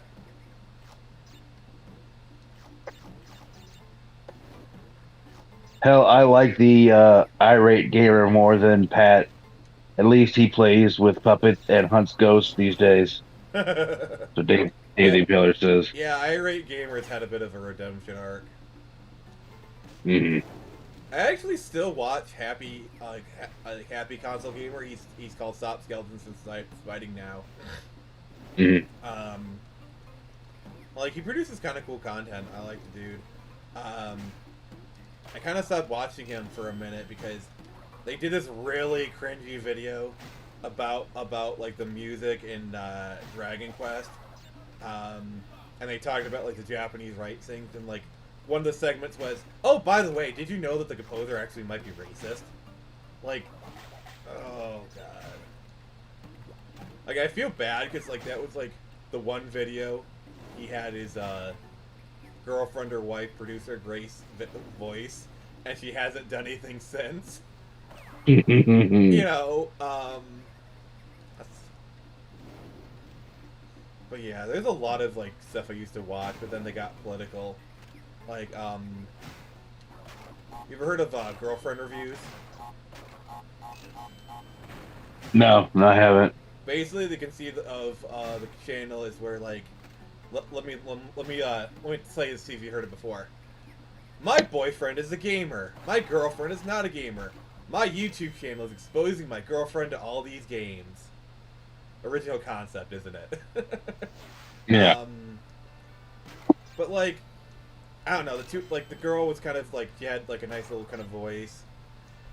They got kind of political, honestly, and I stopped watching. Yeah. Same thing. Yeah, don't. Yeah, same thing happened with there was another YouTuber I used to watch, Cinema Wins. They're kind of like the anti-CinemaSins, like, we're positive. And it was. Oh yeah. He got he got political, and I'm like, Yeah, don't ever get political. If you're not a political channel, don't ever get political. Yeah. Because you will fuck over as part of your fan base. Yeah. I think for me, it's like I don't hide my politics. So like a lot of my fans are like similar politics. Of like I can kind of get away with like, dear fucking god, Nick. With like getting into a little bit, but yeah, don't like yeah. What's the chat saying? The sedative. I guess that's how you say his name. Yeah. Chris finally found something he's good at, and he presents well and has a big following. Good for him. And then Nick says not race. No, Nick says not racist. And then Dave the Impaler says, I watch every Game Sack episode, but it feels lonely with just the one dude. Yeah. Dude. Oh, I love Game Sack. Like. Yeah, I love Game Sack. Yeah, I fucking love them. Oh my god! Like I will say, it does feel bad. Like it does feel lonely. He does his best. Let's be fair here. Do you remember that? Like. Oh yeah. Do you remember when they actually brought the other guy back for that one episode and was like, this feels like old Game Sack. Oh yeah. Oh, I love Game Sack. Oh shit, I love that. Oh shit. If I could only make videos that great. Yeah, but I still watch Game Sack. He's cool. But yeah, I do miss the other guy. They played so well off each other. Oh yeah, and I loved it because like they would legitimately, like I remember like one episode they were talking about like games for this like the games for the Sega CD, and what's his name didn't like them, the one who left.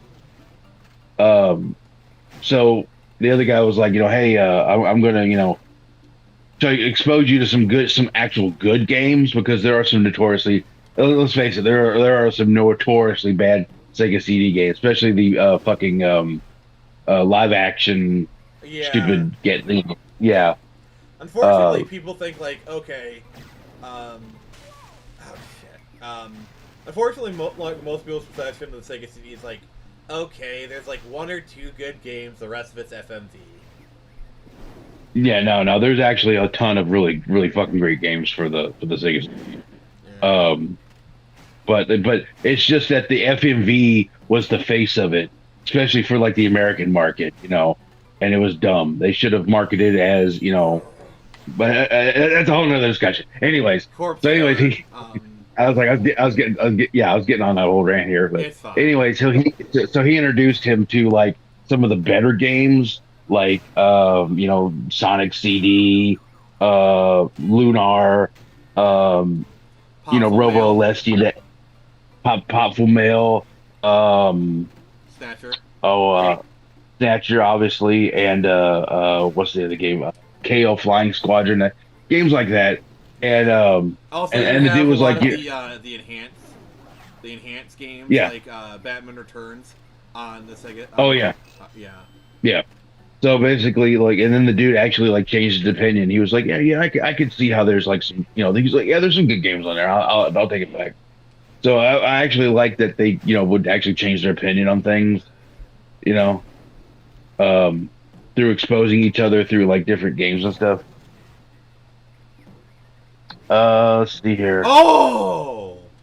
Sedav says, I refuse to talk American politics when I stream. Good. Yeah, good. Smart. Yeah. Smart. Good on you. Keep it up. Then he says, Corpse Killer. That's a terrible Sega CD 3DO game, and Sega 32X. Which is kind of weird because like they have these Sega CD 32X games, but they're technically a 32X game. Yeah. Just because you have to have the 32X to play them. Anyways, then Dave the Impaler says, the trap of being political is that you have to commit to political content and it takes over your online presence. I've seen it happen time and time again. Yeah, well, the pretty much. Other problem, the other thing to worry about. Okay, so yes, avoid politics, but I'm going to add to that. Avoid drama. Like, avoid talking about drama. Yeah. Like, if you notice, I'm not talking about drama. Like, I'm not talking about, like, the latest Eric July versus EVS stuff. Like, I'll touch upon it, or vaguely, like, make reference to it. But that is very clearly not my content. Talking about drama is, like, the same thing like politics. It is a black hole trap that you do not want to get into. Yeah. I mean, I've made my views known on certain issues, like with Eric July and stuff, and I stand by those views, but I don't constantly harp on them. And the thing is, like for those who don't know, I particularly do not care for Eric July, but let me ask you a question: how often do you see me post anything about him? None. Because I don't fuck with them, so I don't want because I don't want that fucking drama. Yeah, like you know how on both sides. Yeah, you know how Castor feels about it, and leave it at that. That's exactly how it is. The one thing I will say is, it's better to have it's better to have a position than no position, because there's a difference between and I think a lot of people need to realize this. There's a difference between being a centrist, like being moderate, and being a fence sitter. To me, being a centrist is I have opinions from both sides. I'm not adhering to any one thing. A fence sitter is like, oh, both sides are bad, like just not non-committal. People don't like the non-committal aspect of it. I don't like that. You have a fucking opinion. One way or the other. Yeah, and I'm like I'm the former, where it's like I have positions and I make them known. Some people like them, some people don't. That it is what it is. But I'm very adamant. But like, yeah. I should not have done that. Let's see here. Sedav says I have Canadians who got tongue tied here. I have Canadians who used to stream me that wanted to talk some politics. I refused. I dipped slightly into Canadian politics, and it's just as messy, in my opinion. Yeah, Yep, I'm I'm an American, and I only know very little about it, and yeah, we're not going there. yeah, just keep out of it. I mean, like, for instance, like, with my online presence, I don't talk. Like, I'll talk politics on my Twitter, and if you don't like it, then block me. I don't care. But the thing is, I have people who follow me, who, like, I correspond with a lot, who have different politics from me, but because we're this thing called fucking adults, we can still have fun and still hang out. It's just, I know that, you don't, I don't bring it up, they don't bring it up. Yeah. I think you hit the nail on the head. I'm the same way. I have Twitter friends who, oh god, that was stupid. I have Twitter friends where, like, politically we are very much opposed, and I'll see them post something where I disagree with it vehemently and I want to respond, but I don't. And they kind of do the same for me. It's like, I'll let my positions on certain topics be known. Because I'm kind of an acerbic person. I will speak my mind. Yeah, it's the thing is, okay, I could have done that better. But I'm not. But the thing is, my channel, my YouTube channel, all that is not political at all. So the Phoenix Press, I save all that. We talk about. I save all that for YouTube, or I save all that for Twitter. Yeah, we basically talk about two things on this YouTube channel, essentially, comic books and video games. So that's what we talk about, and general nerd shit. That's basically the whole point of this channel. I'll dip my toes in other stuff. Like yesterday, I kind of broke that rule a little bit because kind of something happened. Like, okay, fine. Well, that was you got it. Yeah, that was something that, like, you had to say something, like. Yeah, like, and on my stream, it's like, okay, I'm allowing the topic just because it's such a big thing, and you know what? We ended up not really talking about it a lot. Like, I think we talked about it for like 5 minutes, and then we didn't really bring it up again. So, like, even when I did allow it,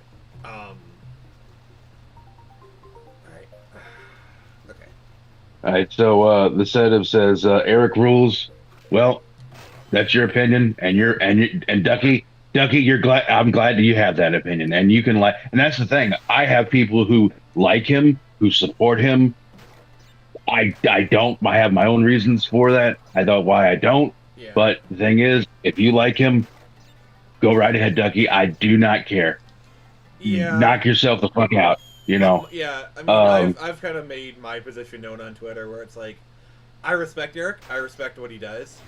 I think he's kind of a welcome disruption to the comic industry. That being said, his comics don't really interest me personally, so I don't really buy them. I have friends that I do. That's cool. If I met Eric, I'd probably be a little fanboy because I like I said, I really respect, I respect the hustle. Is Eric perfect? No, he's done some really stupid stuff that I don't agree with. But ultimately, Well, for me, there's things that, like, he's done that I don't like, but the big thing for me was the whole Peter Samedi fiasco. Oh, what happened there? Because Peter Samedi is legit. He is Peter Samedi is Peter Samedi is the fucking goat. And for those who don't know, Peter Samedi is the head of alternative comics, and I support alternative comics. I buy from them all the time. I love them. Hell, I've got a giant fucking short box, Blood Realm short box that I put my comics in. But anyways, but thing was, Eric had put on there. He said like, this is before he got all his stuff. Like, this is when he was still planning on doing his comic book stuff. So this is about like 2 years ago, maybe. But anyways, he he said, when we get the Riververse started, he's like, basically it's up to you to make sure that like the fake fans and shit are not in the fandom. And so Peter Samedi said, he goes, I don't think it should be up to the fans to basically do purity tests for the fandom. Yeah, that's for Comicsgate to do. So and so he said, I don't think like it's up to, like we should have the fans being doing like purity tests on each other. And then Eric told him, he said, don't put fucking words in my mouth. And so then he went on a whole he did a whole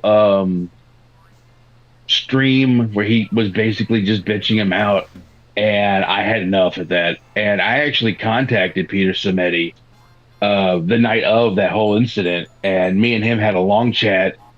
And I told him, I said I was absolutely, because I was an Eric July fan. I watched his channel, I watched streams. That to me was the moment that I said, nope, I'm not fucking with him. I said, because I was shocked at what he did.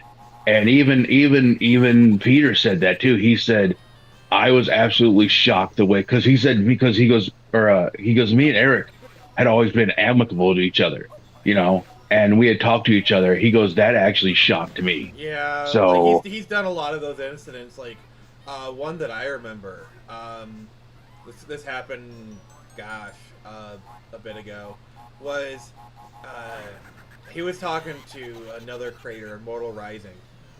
He's a buddy of mine. Great guy. Great comics, by the way. Check out his stuff. He does great things. I believe I follow him. Yeah, it's like a D&D comic. I've been on his channel a couple times. The dude is awesome. But anyway, enough of jerking him off. So he I think he Eric July said something, and then he commented on it, and then Eric July did I just funded your comic, when by that point the comic was done. He was just trying to get extra funding. Oh, I remember that. Yeah, he ended up refunding it.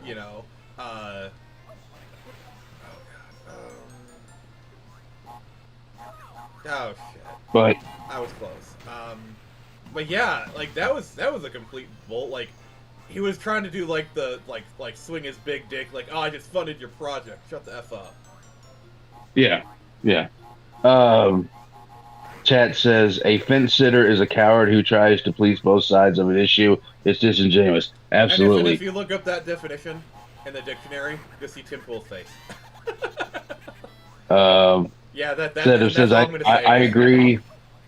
Sedative says, I agree. I too talk politics on Twitter.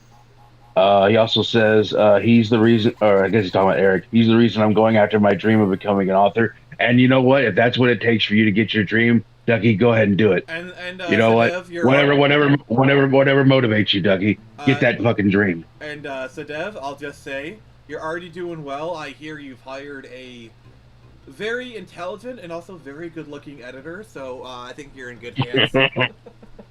Yeah. Hardcore Bunny says a lot of people hate on Eric mostly out of envy. I think some do. Yes, I can totally confirm that.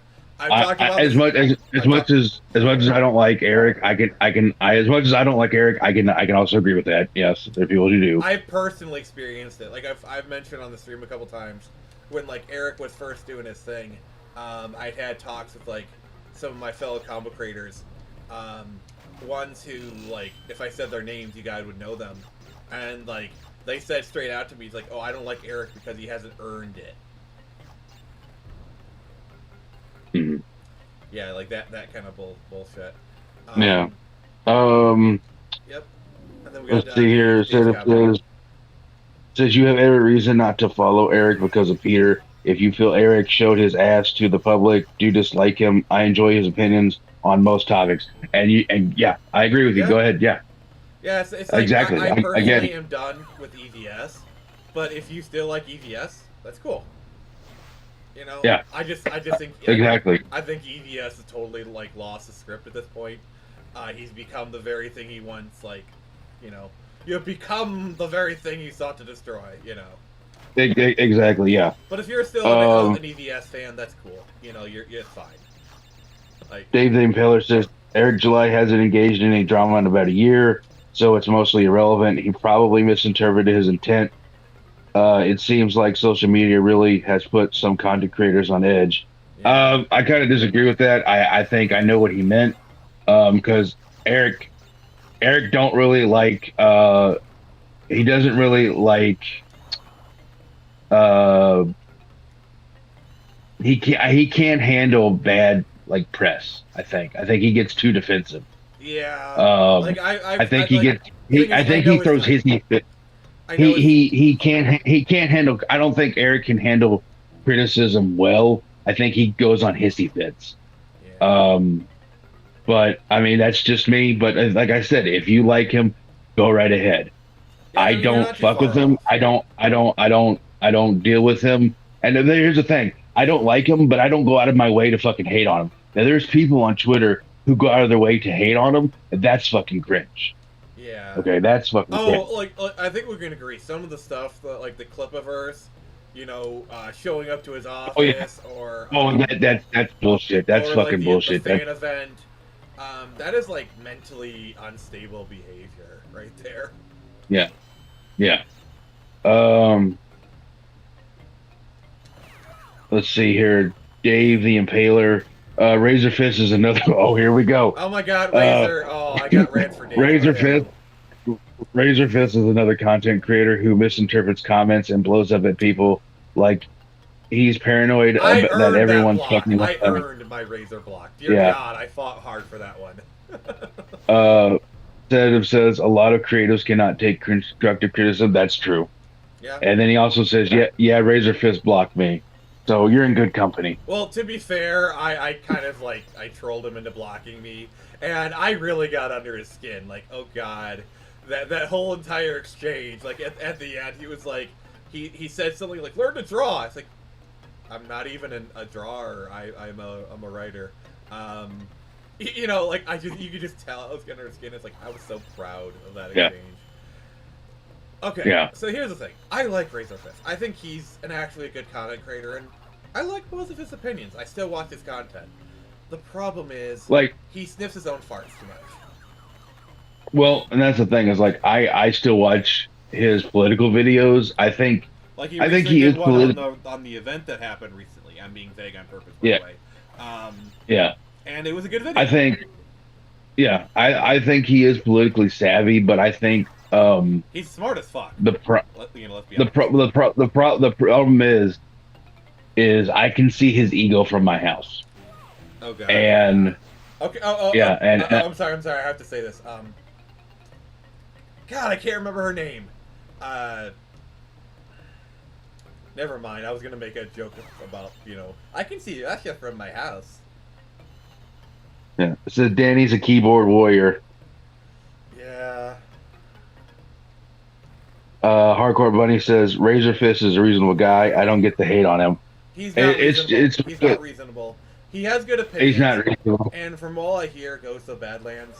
All right, we're done with this.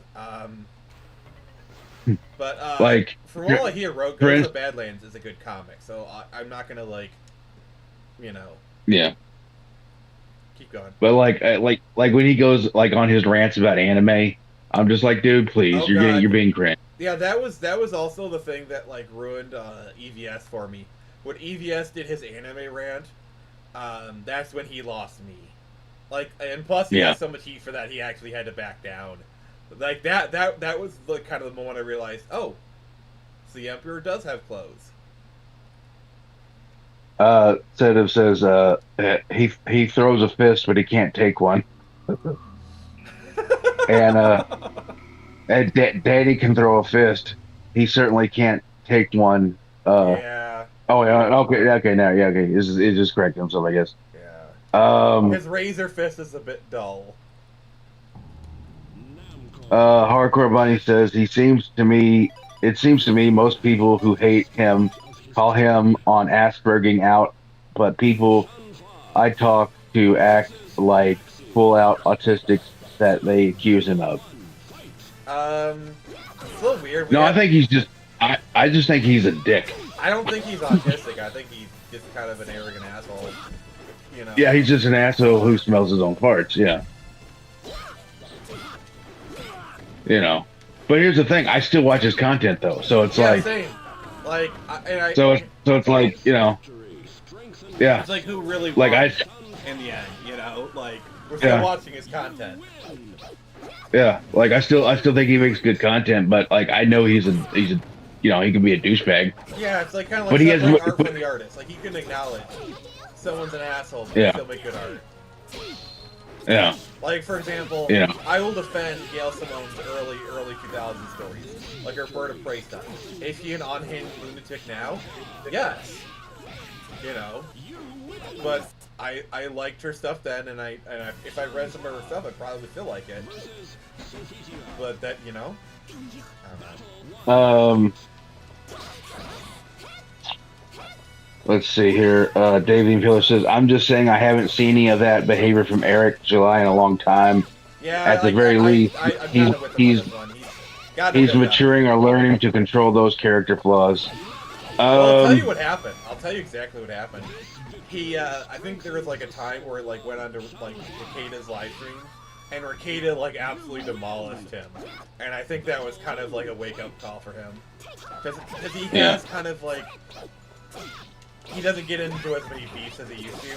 He just like kind of lets his comics do the talking. Yeah. Like if someone calls him out, he'll respond, but he doesn't start in as many fights. He just finishes them. Let's see here. Razor Fist is a genuine guy. Let's not pretend he's a secret douchebag. Oh, no. Yeah, that's exactly what I'm saying. I know he's a douchebag. Yeah, there's no pretending at all. I mean, we know he's a fucking douchebag. There you go. He's a genuine douchebag. He's a genuine douchebag, yeah. Like, I'm not pretending he's a secret douchebag, you know. No. By the way, I just want to say, Soul Calibur is like, this is like the only fighting game that I genuinely enjoy. Sorry, go ahead. Let's see here. I trolled, Hardcore Bunny says, I trolled, I'm skipping here. Sedative says, Danny seems to be the type of person that if you like something like Fairy Tail, he tells you why you're wrong for liking it. Yeah, the other thing is, like, his like whole Witcher is plagiarism of Erica Melbourne. It's kind of twofold. Like, I like The Witcher, okay? So you want to call me biased, go ahead. But basically his argument boils down to Monster Hunter, magical spellcaster. It's a lot of surface level stuff in my opinion. But the problem is, because Razor said it, now everybody's saying it. It's like one of those like, oh, I'm just gonna parrot other people's opinions. And it's like every time I play Witcher, it's like, oh, but he's a copy of Erica Melbourne. Like, have you even read the stuff? No. Yeah. But Razor Fist said it, yeah. Oh, I know. I know those people who don't have their own opinion. They let other people make their opinion.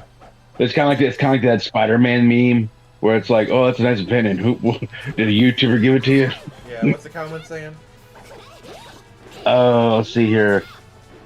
I trolled Razor and Eric often, but they never blocked me or had serious hate you gotta up your game, buddy. That's all I gotta say. You gotta up your game. Yeah, you're not doing it hard enough. Razor Fist, I don't think he is. I think he's a private person, which is why he goes on his internet persona. And if that's what you feel, that's like, okay, at the end of the day, if that's your opinion, that's fine. We're not trying to tell you you're wrong. We're just saying how we feel. Yeah. And that's the thing, is like, you guys are, it's like, they don't understand. It's like, we still watch his content. Yeah. Like literally, I was watching him last night because he uploaded, like that was actually a quick response by him. I was actually kind of shocked to see it like right away. And it was a good video. His video about the incident. You know, we all know what I'm talking about, but I'm being vague on purpose. Let's see here. Dave Impaler says, Razor Fist has even used self-deprecating humor about his ego. He knows. Good for him, I guess. It's just, it's just who he is. I'd rather someone be an asshole up front than a nice snake in the grass like Boogie. That. Yeah, that's fair. I can respect that. Yeah, that's fair. Incentive says he's a genuine douchebag.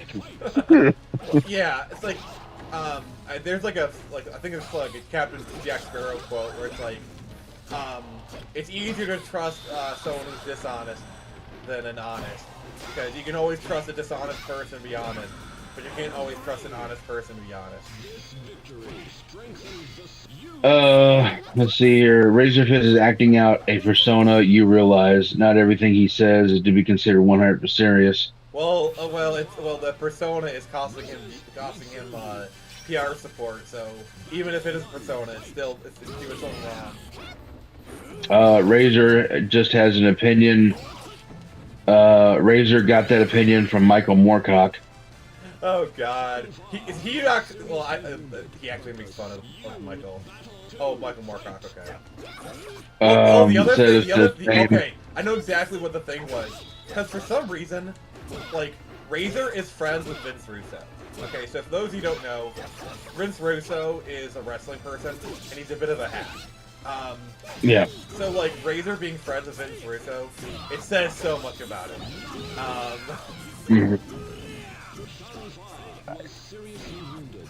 Just give me 1 second. I have to put my mic on mute. I'll be right back. Okay. Like, if he's pissing people off for no reason, you know, like, see, the problem with, like, of this stuff is a lot of it eventually comes and bites you in the ass.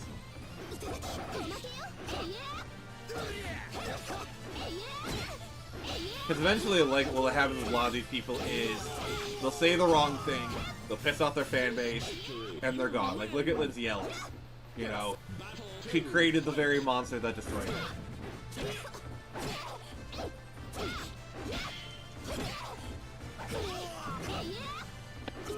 Alright.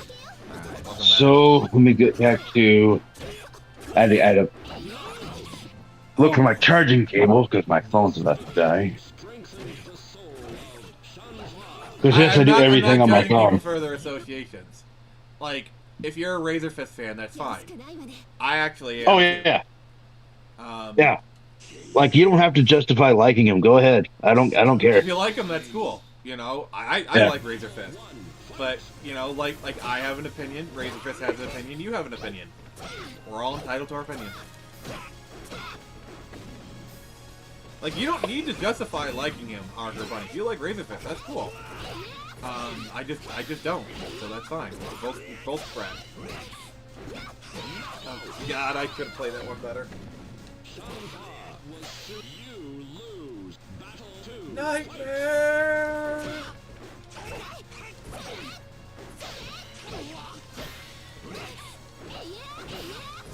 Alright, what's the chat saying? Hold on, I get technical difficulties here. Why did that... Oh, God. Oh, ring out.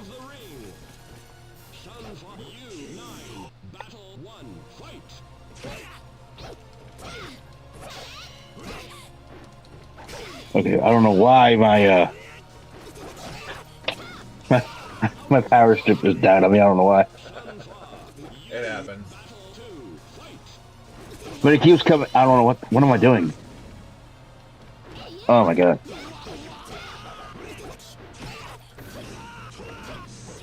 Alright, whatever.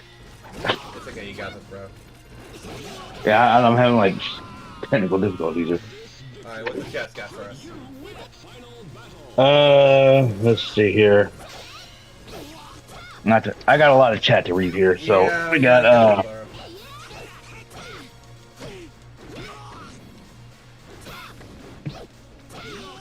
Oh, I did it. Cool.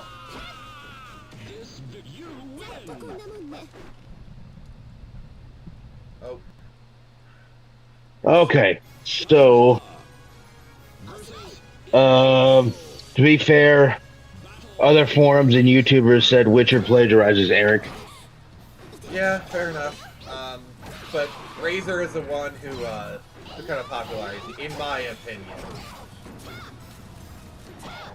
Let's see here. Let's get through these here. We got, I disagree what people say about Razor. I don't think he's sneaky or overly arrogant. He is an entertainer. And that's fair. True. That's fair. You're welcome to your opinion. You know, that's cool. What PR support? Yeah, Razor Fist the Rageaholic is an exaggerated character. I don't know. I don't feel like I know people are, like I don't feel like that's a satisfying defense in my opinion. Like that doesn't really excuse his actions. It's a character. Like okay, like how does that excuse his actions? I don't know. Are we seriously judging people for their associations? That's a real douchey thing to do. No, we're not. I like every time I think, good God, this guy's destroying me. Razor never did that. He is live and let live a lot of the time. No, he is not. He is not. Oh God, no. No, he is not. Oh. Are we talking about the same Razor Fist? Dave the Impaler. Vince Russo isn't a hack. He was the architect of the Attitude Era. The boys Club of Wrestling likes to use him as a scapegoat and a whipping boy because he wasn't part of their in group. All right, I'm just gonna say one thing: the Brawl for All. Okay, that alone ruins any credibility. Anybody who thought the Brawl for All was a good idea to take wrestlers, put them in make them box and actually box. Whoever thought that was a good idea is a freaking moron. Hardcore Bunny says, I'm not justifying it, I'm just saying my opinion. Yeah, that's fine. You're welcome to your opinion. Yeah. Sedative says exactly. Jim Norton, capital N-O-R, I don't know if that's on purpose or a mistake, capital N-O Norton, on the Opie and Andy show said during several of their radio wars, like with Maxwell, said, if you listen to them and like them more than our show, by all means, listen to them. Yeah. Yeah. Hardcore Bunny says, it sounds like you can't really justify your criticism at all. Okay. Sedative says, you can like several brands and people at once. You don't have to like only one thing. Yeah. That's true. Yeah, that is true. Hardcore Buddy says, honestly, the reason I like Razor Fist is because he and I have the same opinions on a lot of matters. Yeah. The same reason I do. In fact, I often find him too moderate in some issues. Yeah. That's I'll give you that. I'll concede to that. Moderate, but Yeah. Yeah, you're absolutely right there. Yeah. Nick, you literally judged Razor for being friends with Russo. Okay. I don't really see how that's relevant, but I don't like Razor. Am I saying you're wrong for liking him? No, that's the difference. Dave the Impaler, I've heard the comparison well before Razor Fist brought it up. I dislike The Witcher, so I'm a little biased to LOL. Fair enough. See, my thing is, like, I just get tired of, like, every time I bring up Witcher, it's like, oh, he's actually a ripoff of Erica Belmore. Like, okay. Like, yeah, see, I hate that when you're trying to do something and everyone's like, well, actually, yeah. It's like, okay, yes, I've heard it. Shut the fuck up, okay? Yeah, I don't care. Sedative says, Mae Young giving birth a hand. What? Mae Young giving birth a hand. I don't understand. I get the words, but I don't understand the context. Dave the Impaler, Brawl for All was a bad idea, but he had more good ideas. Ratings will never be as high as Nick. His WCW run was not the best, and he basically tanked TNT. His sole credibility is based off of being in the room when the Attitude Era was being formed. That is like the only reason people even take him any sort of seriously. Hardcore Bunny, Nick. So this is like doing impression of you. Razor is friends with Russo. Enough said. Also, Nick, I don't judge him for being friends. I don't like Razor. Like, I you know, like, come on. Also Nick. Hardcore Bunny likes Razor. Hardcore. You're cool. So, yeah, those two are not mutually exclusive, my friend. The sedative. Vince Russo being a terrible writer. The Attitude was a great era, yes, but that's with McMahon's oversight. McMahon, I'm gonna out myself here, Jim Cornette. Like, it was a very collaborative thing. So Yeah. that's the other thing. All the Vince Russo fanboys, every time you criticize Jim Cornette, criticize Vince Russo, you're like, oh, you're a corny fanboy, like whatever. Like how does that excuse any of the stuff? Like, it's supposed to be like a big gotcha, but it's just like, come on.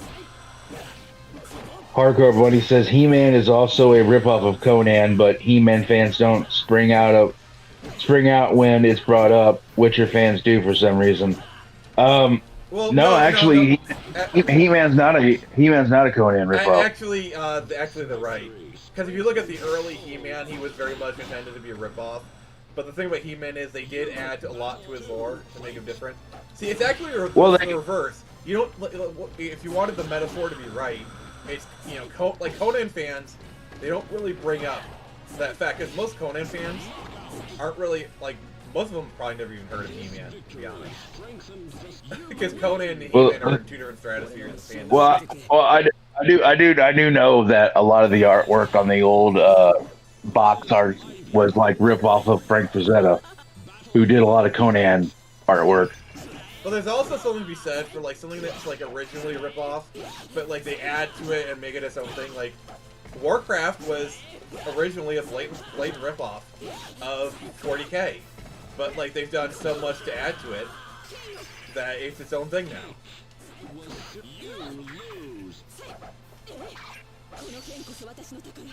now. Let's see here. The second says, I do love Jim Cornette hating the universe. See, I do like Jim Cornette. Like you want to use that to judge me, fine, whatever. I do watch a lot of his stuff. He's funny. He's a really good talker. The way he said his word. But also, Jim Cornette is a raging liberal, and sometimes it slips out and like, oh, Jim. But I still listen to his stuff. Yeah, he used to. Actually, I don't know if he still does or not, but I used to see him like often because I used to go every Tuesday to watch Ohio Valley Wrestling, and back in the day, and he was often there as like a manager for like some wrestler. Yeah, Jim's a good talker, you know. He knows how to work that mic. Mm-hmm.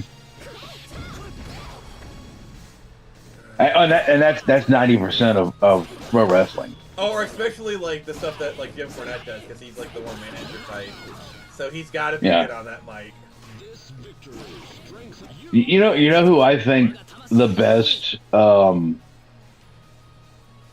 like the person I had the most respect for in wrestling history is Mean Gene Okerlund. Oh, why him? Because Mean Gene could listen to the most crazy shit that these wrestlers were fucking spouting out against each other and keep a fucking straight face. Oh my god, that is such that is so difficult. I respect the shit out of that, because you could be like, Hulkster, last week Macho Man said he was going to put you in a dress and pimp your ass down in San Francisco Boulevard. What do you got to say to that? Well, brother, let me tell you what I'm going to take your vitamins. All right, take it. Well, brother, I'll tell you what. The Macho Man, he talks a lot of crap, you know, and you get like that kind of stuff, you know. And but the thing is, Mean Gene, he kept a straight face the entire time, and he would say the craziest shit with a straight face. The announcer during like the '80s era, like some of the craziest promos like that. That like Macho Man, he just had to keep a straight face, but yeah, catch him in the comments. Yeah. What's the comment? Let's see here. Dave the Impeller says, disagree. Russo was responsible for the entire Jerry Springer style P format and tone. McMahon may have reined him in and focused his energy at times, but it was Russo's ideas that made the era. Okay, Dave, we can agree to disagree then. That's fair enough. All right, what's everyone else saying? Setup says Jim Cornette was the booker and ran OVW. Yeah, pretty much. Yeah, he was there. Yeah, he was there all the time. Yeah. Most respect equal Hulk Hogan. He never lied ever. Yep. Hardcore Bunny says most of my experience, people tend to hate others, not for some deep reason, but for some superficial one. I'm sorry. I'm sorry. What? Like, we all know that's fucking bullshit, but thank you for that comedy. I haven't laughed like that in a long time. Most of my experience has a very special relationship with the truth. That ain't gonna work for me, brother.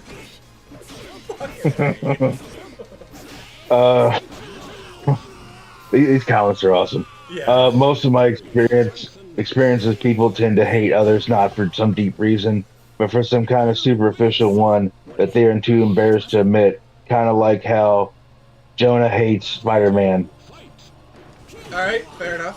I can believe it. Said check out the Mean Gene interview with Ken Patera. That was horrible. Oh God. Dave the Impaler. Really dislike Jim Cornette. He is the epitome of Wrestling Boys Club. Like a mark for his own product, he still doesn't understand wrestling is a fictional TV show. I mean, agree to disagree, my friend. You know, we're obviously on different wavelengths, and that's fine. You know, your opinion is just as well as mine. And the next three is the set of Macho Man's Danger Zone promo. Oh, I like the trash one where it's like, this is yesterday's trash. Yeah. I love Macho Man. Yeah, I'm brother. sorry, I love Macho Man. That guy is just a raging ball of charisma. Oh my God, I love him. Oh, I love. Is ready. You know what I love? I love the fact that Macho Man would do other shit, but he would do like with his Macho Man voice. Yeah, like. He hosted he was on Space Ghost Coast to Coast as Space Ghost's grandfather. And he was like talking about how he was going to take Zorak's head. He's like, I'm going to take your head and I'm going to twist it for every alphabet of the letter until I get to the letter of my most beloved. That's the lovely Elizabeth, by the way. Oh my God. And roll your head. Did that actually happen? Oh my, yeah. You need to look that up. Yeah, look up Space Ghost, like Macho Man Space Ghost. Oh yeah. He goes on a whole tirade about how he's going to kick Zorak's ass. And it's so funny. Tragic tale. Oh my God.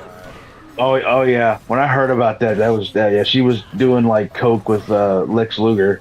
To be fair, Randy, he didn't help a lot of the situation. Like, can you imagine like a timeline where Randy wasn't jealous and he would like had more stuff with her? Like, they would be a totally different timeline. Like, you know what I'm saying? He'd probably still be alive and married to her, honestly. The setup says, the day is mine. I made Nick laugh hysterically.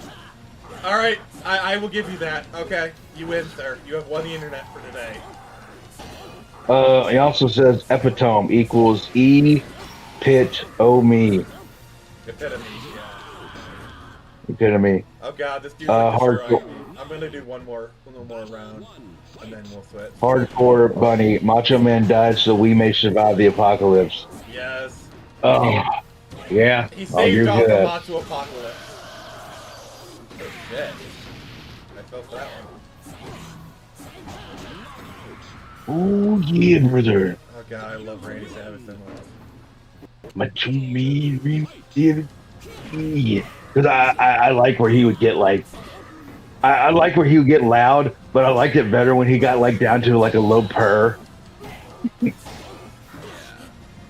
Like he was like, I'm gonna tell you what, brother, I'm gonna go over there and I'm gonna beat the shit out of you. Oh yeah. He know how to work it. He know how to work it for sure. Yeah. Oh yeah. But yeah, look up that.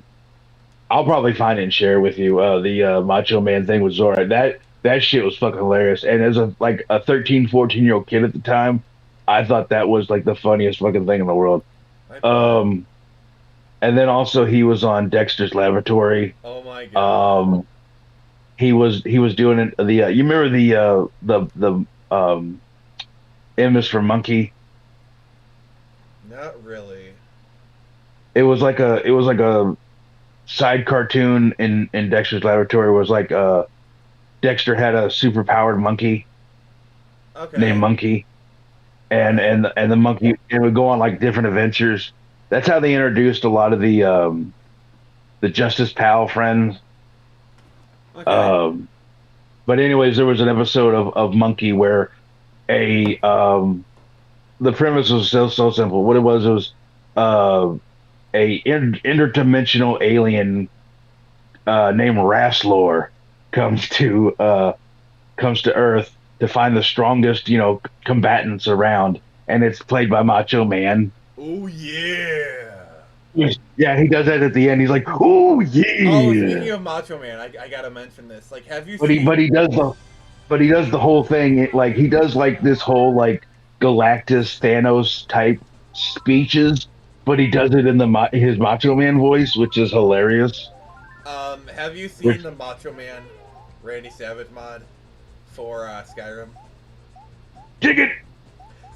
Yeah, where it turns the dragon into Macho Man Randy Savage.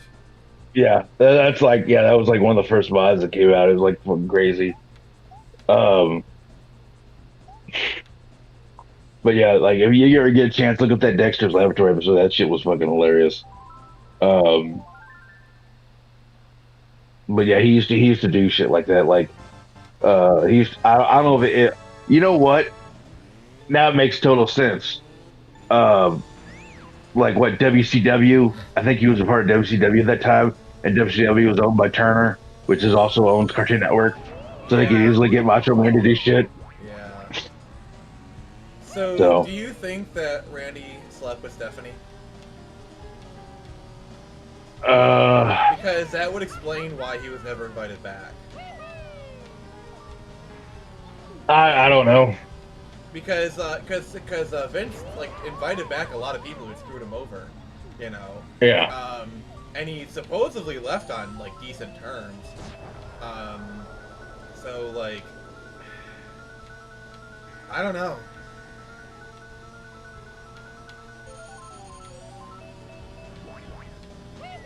Chat, what do you guys think about that? Nothing. Yeah. No comments. Oh no, I thought there's some beeped in. Oh wait a minute. Oh, somebody just did now. Right. I think Vince was pissed. Macho Man left him. Yeah. I heard it was like a lot of it was about like the Slim Jim deal or something. But like I don't know, cause like there were people who had cost him money before. I don't know. Vince is a weird. Well, Vince is weird. Did he lose money on that, the Slim Jim deal? Yeah, cause I guess he took the Slim Jim deal with him. I don't know. I don't know about it as much as I should really. So other people can educate me. If you know more about it in the comments, please feel free. Alright, what's the comment saying? Vince did force Randy to retire, and he wanted to keep wrestling. So that's why he went. Yeah. Loyalty is different, though. Yeah. I mean, the other thing is, like we all know, like Macho Man was supposed to be like the next big thing after Hulk. Then they kind of went with the Ultimate Warrior, and the Ultimate Warrior turned out to be dead. They made Hogan the champion again.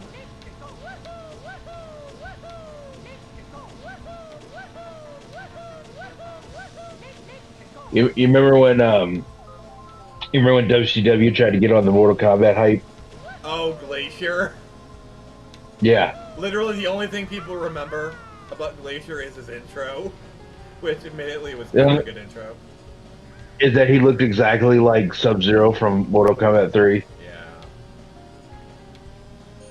Yeah. Then Hardcore Bunny says, doesn't matter, wrestling is dying, and it's all Vince's and his family's fault. I don't know. They've been saying wrestling's been dying for 20 years, so. I actually think it's made some a bit of a comeback, but not like nowhere near its glory days. But I think it definitely is. I mean, I'm just gonna say this: Vince being out of WWE is probably the best thing to happen to the place. Yeah. Daily Pillar says, just saying there's a reason guys like Stone Cold respect Vince Russo. His shtick and storylines that made him a legend probably wouldn't have happened without Russo. We're gonna agree to disagree on that one, my friend. And then Havoc. And then AKA Chris Canyon. And it's picking up a little bit more thanks to AEW. Yeah, I think TNT's actually starting to come back a little bit as well. Like AEW was like kind of on fire. They've kind of lost a little bit of their luster, honestly. Oh god, Cody, like they should not have lost Cody Rhodes. Dear God, that guy is a great like that. Oh, Cody Rhodes is such a great talent. Remember ECW? Oh yeah, Paul Heyman. Mm-hmm. But wrestling won't return to the Attitude Era popularity or the Rock and Wrestling era. You know what? I agree with that. I think you'll never get as popular. I do think it's kind of interesting how Raw on Netflix, they said it's going to be uncensored. So we'll see how that goes, because like if they can at least match the Ruthless Aggression era, they might have a chance. See, the problem with the Attitude Era is they went so all out. A lot of that you can't do today, even in uncensored stuff, you know?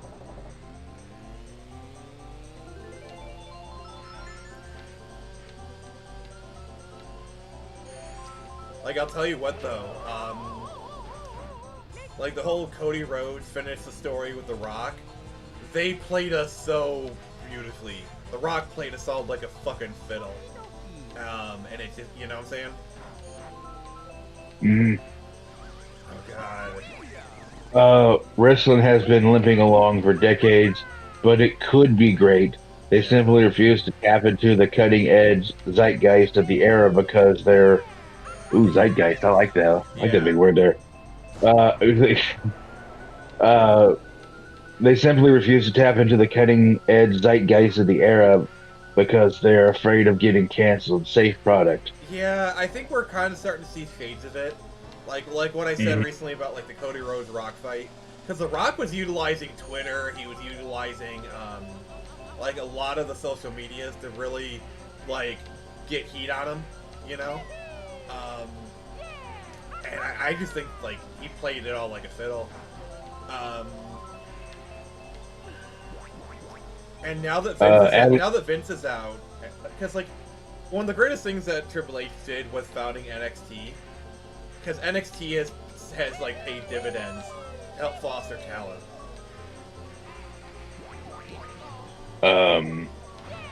Attitude was good for storylines and interest, but bad for reigns. Yeah. Well, the other thing, the only reason the Attitude Era even happened was because of WCW. It's because for the first time, they had real competition, and they were getting beaten in the ratings. So they had to do something. Oh, yeah.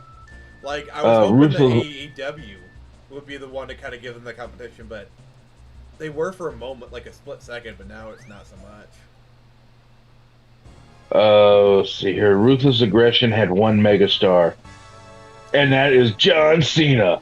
I love The Edge, but he was never a megastar. No. He's a good worker, though. ECW was supposed to be what NXT is now, but Vince just wanted the money from the ECW name and nothing else. Well, He I disagree with that. ECW was kind of a controlled opposition to a degree, because like they did have like some invasions or whatever, and it was a bit of a farming system, but also it was kind of allowed to be its own thing. The problem with ECW was it was unsustainable, you know.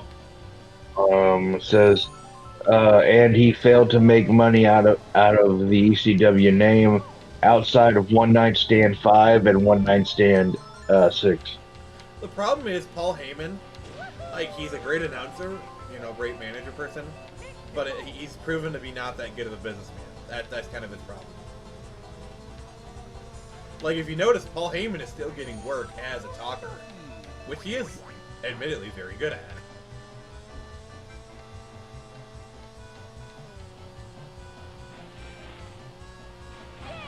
Let's see. That's what ECW should have been, a developmental territory. David Taylor says the equivalent of the Attitude Era today would be getting inspiration from things like the equivalent of the Attitude Era would be getting inspiration from things like 4chan parroting, far right, far left politics, drama, Zoomer culture, and video games. That's what I would do. Oh God! Can you imagine? Can you imagine? That's why that made me kind of giggle. I was like, oh God! Imagine they said the word "skibbity" on WWF SmackDown or whatever. Oh my God! Oh God! I would like literally put a gun in my mouth. I would conjure a gun out of thin air and just blow my brains out. I almost did that when I found out they make Skibbity toys. What? The fuck? Yeah, they make Skibbity plushies. Why? With the head coming out of the toilet, yeah. What is wrong with society? I don't. It's just meme culture and people making money off it. I don't know. Oh, Says Paul is great. Paul is a great voice piece, no question. As a booker, terrific mind. As an owner, he could have been a lot better. Yeah, that's pretty much my feelings on the matter. Like I said, there's a reason why Paul Heyman is still getting work. Because it's like, oh yeah, I know what I'm good at. Yeah. Let's do some Pokemon Stadium too. I'm just playing whatever, really. So. Yeah. All right, what's the chat saying? Has WWE even parodied things like pronouns and trans stuff? That would be baseline humor for today's wrestling. I don't know. I for one thing, like I don't think Vince McMahon even knew what any of that stuff was. But I think the people who would want to do it, they like, we probably shouldn't touch that. Yeah, because next thing you know, you have somebody blowing up the building. Too far. Because no one, because no one. Castor, too far. Reel back, please. Okay. But continue. All right, what's the chat saying? Nothing yet. All right. Yeah, if any of you got suggestions for games, please let me know. All right, what's the person saying? WWE is publicly traded. Yeah. Yeah, they are. They wouldn't touch stuff like that because it would literally ruin them. Exactly. Yeah, for sure. Ooh, got some good moves on it.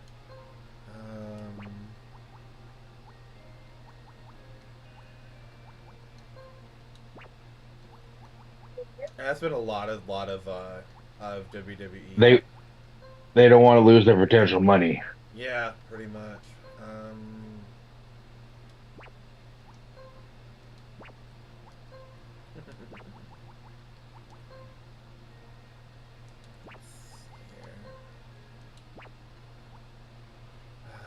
What they say?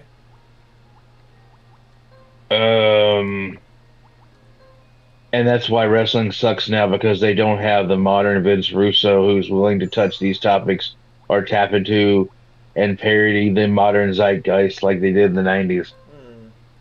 Perhaps. I would say that's true, because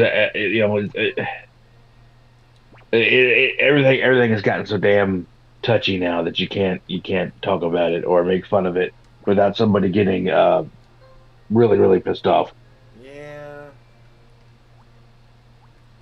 We've lost our sense of humor as a society. Where's your sense of humor, my friend? Sorry. Here. Oh. Okay. Vital throw, dig.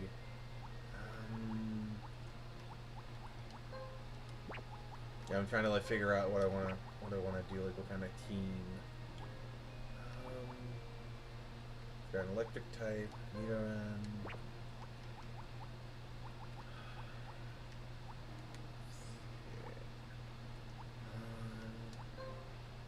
Where are we at in like my rock type? Oh! Okay. I need one more.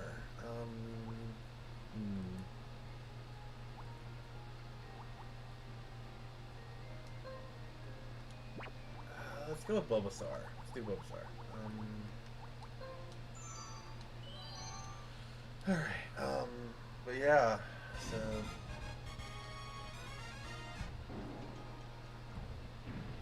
Have you played Pokemon Stadium 2 before, Castor? I have not. I have not, actually. Alright, That's for the GameCube, isn't it? N64. Oh, okay. So What am I thinking? With, Marowak. And then... Am I thinking of Pokemon Stadium? Perhaps. I'm trying to think of what the hell I'm thinking about. Alright.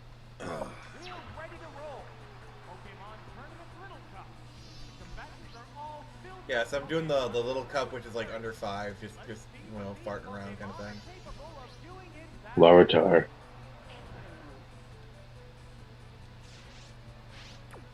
What do you think of companies like have you heard about the analog pocket aluminum? You know, like that's another company that's using a lot of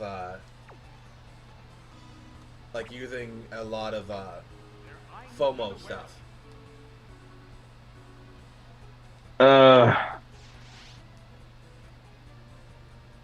They don't really keep I haven't to me they don't really keep a lot of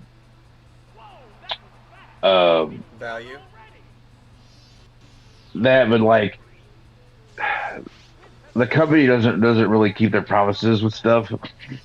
Yeah. Because it takes forever. Because I was waiting for the analog duo for the longest time, because it was going to be basically a TurboGrafx 16. Turbo Duo. Huh? There's gonna be a Turbo Duo. Is there? Yeah, the Turbo Duo was the CD in the cartridge thing.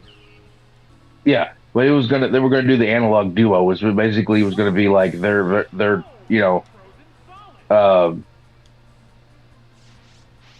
version of like TurboGrafx 16. Yeah. You know, they're I forget what you call. I forget what the term is when you make a whole new console. Clone console. But anyway, clone console. Yeah, it was like their own clone console of like TurboGrafx 16, and I'm still waiting for that to come out. I don't know if it's even out yet, but they kept pushing it back. And I was like, well, Jesus Christ, guys, when's it gonna come out? Yeah.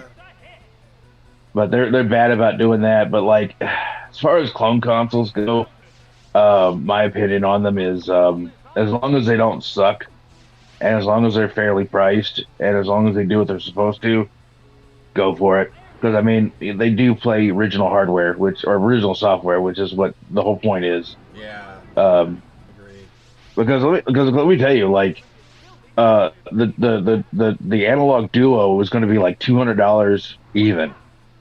$199, and I think that was a damn good deal to pay for that because the alternative is like a TurboGrafx 16, which is like you're going to need to put down a second fucking mortgage on your house. Yeah. TurboGrafx 16 is like one of the most expensive consoles out there right now. It is. Yeah, that was the same thing with the analog pocket.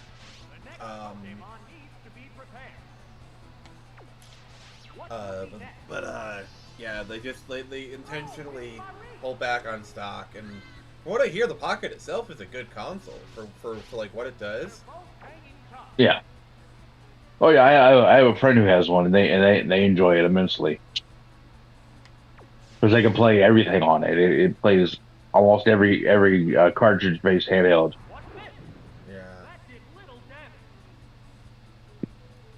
Yeah. It plays not just like the Nintendo hardware. It plays also like Game Gear. Yeah, but you have to get the adapters for it. That's the problem. Yeah.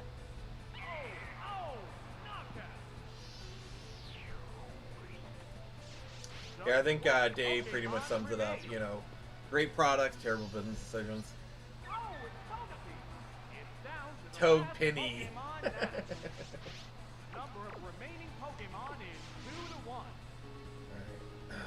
I got this.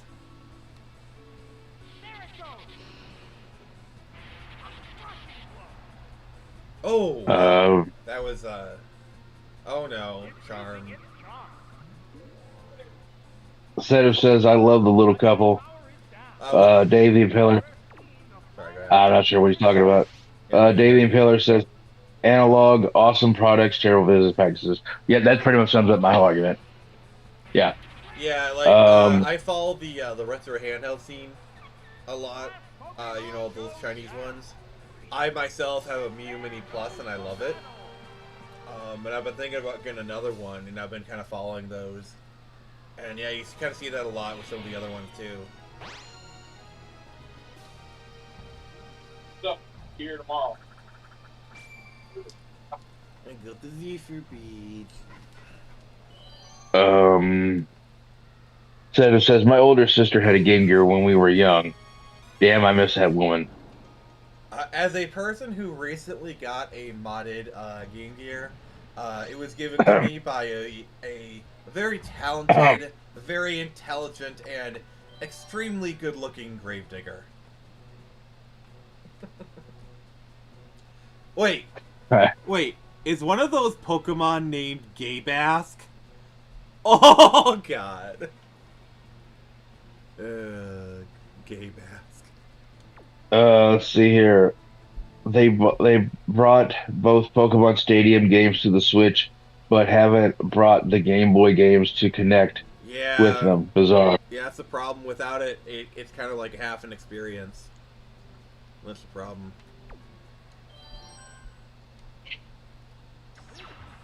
Because that was kind of like mostly the pull of these games. Is like you had your Game Boy game, and you could see them on the big screen.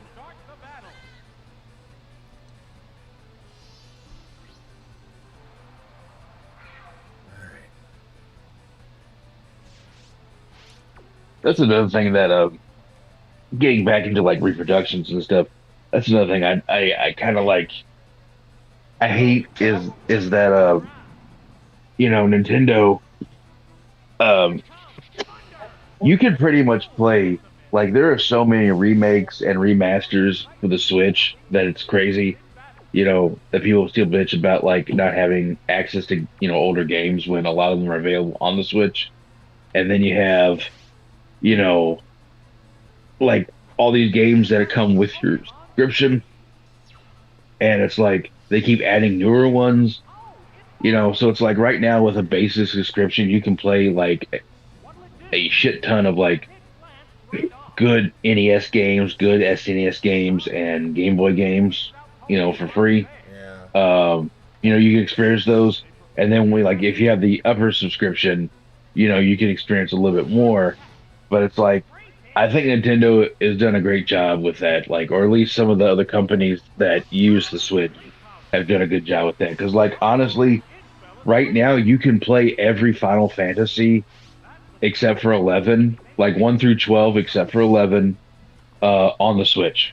Like, you know, what else do you want? You know, you can play most of the Legend of Zelda collection on the Switch. Mm-hmm. You know, um, you can play you can play a lot of the Metroid games on the Switch, except for the GameCube ones. But you can play like the NES, Super Nintendo ones, the Game Boy ones, and then of course they have like the Prime Remastered on there, and then you have Metroid Dread and all that on there. So it's like Yeah. I don't know what the fuck you're complaining about with the Switch. Like I think people hate on the Switch just because it's popular to hate on the Switch, Well, even when it though the comes Switch to is. Nintendo properties, they kind of get extra hate for a lot of things, and I think it's a bit silly. Yeah. Like, my thing is, like, when Nintendo closes down their shops, like, we all knew this would happen eventually. Everyone started acting like it was like, oh my god, how could they do that? Alright, Castor, catch us about some comments, please. Okay, because we're kind of behind here. Let me see here. Let me get back to YouTube. I was doing something. Let's see here. They bought both. Okay, where we at that? Then someone says, "Boo." Then he says, "Nintendo for some reason refuses to put all their legacy content on the game store." About that, I mean, how many times do they have to fucking do that? Because they did that with the 3DS. They did it with the Wii. They do it with like a lot of their eShop stuff. Yeah, I actually like, think the Netflix model was actually a good compromise. You know, exactly. They use adding stuff to the eShop as an announcement. Like, oh, hey, look, this game is available now. So of course they're not going to dump every game on there. That's not good business. I know, but it's like, but how many times do you have to release like Super Mario N64? Like, how many times do you have to release Ocarina of Time? Like, how many releases do you even need? Like people keep talking about, oh, I wish they would make another. I wish they'd make Wind Waker for the Switch. Well, they've already made it for the GameCube and the Wii U. Like, well, do we need another version? The excuse, if you're talking about the Wii So, U like, ports, the excuse for that is, go ahead. Well, I was saying, so my thing is, do we need to have the entire library of one, like, next? So with the next system that comes out, do we need to have every Switch game available? Like, excuse me, do we need every game that Nintendo has made, including the Switch games? Do we need all those available on the new, like, Switch 2, I guess? Like I'm saying, it's like, if they already make remakes, do we need a Metroid Prime remastered for the Switch 2 now? Yeah, like apparently there's been some chatter about remaking Super Metroid. Like, how many times do we have? Like, how many times do we have to put our legacy content out there? It's kind of like when Sega, like my God, like, that's like me bitching about, like, man, I wish Sega would put out, like, where I could play Sonic. What the fuck are you talking about? You can play Sonic literally on every fucking thing. And it's been released like multiple fucking times. Sometimes Sonic is released multiple times in the same console. Exactly. I know there was a SpongeBob meme that destroyed Nintendo for that. Oh yeah, if there was, oh yeah, I know exactly. I can't remember the name of it, but I know exactly the meme you're talking about. Yeah. Getting back into WWE, if there was a head writer for WWE, I'd have every pair of eyes in the country glued to the screen, or hate watching. Also would get lots of threats, but that's par for the course. Lol. Yeah, that's the whole point of getting hate. Yeah. Heat, I think. Basically, he's gonna do the Howard Stern model. I mean, Howard Stern is such a ladder puller. Like, have you seen how he talks now? He's gone full SJW. Like the dude. The dude is totally pulling the ladder up, and it's disgusting. Oh yeah. But I'm talking about like, you know, Howard Stern back in the day, where it was like people who loved him would listen to him, but people who hated him would also listen to him. You know. Yeah, that's why like now it like and the thing is, people caught on to it. Like the Acolyte was designed from day one to be a hate watching show. Like that's why no hate watching. That's my policy. Yeah. They literally can upload it in a month. They would make money hand over fist, and people wouldn't be interested in pirating if they're that worried. Well, the thing People is, gonna Gabe Newell people said it gonna best. people go Convenience trumps people piracy gonna every pirate. day. People gonna pirate. Yes, but if you make something too convenient to pirate, piracy goes down drastically. That is a statistical fact.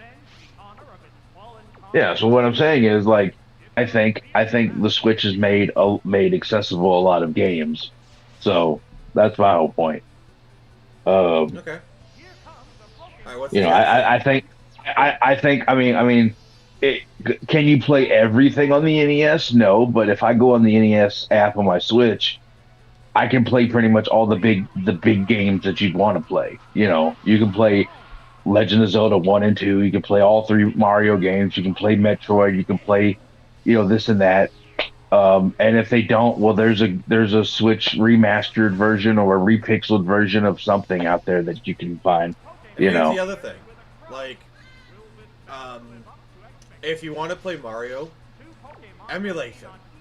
It's like the thing that pisses me off is when it comes to like emulation and illegal ROMs, the whole game preservation crowd, they mention it when it's convenient, but other than that, they just ignore the it just exists, and it pisses me off so badly.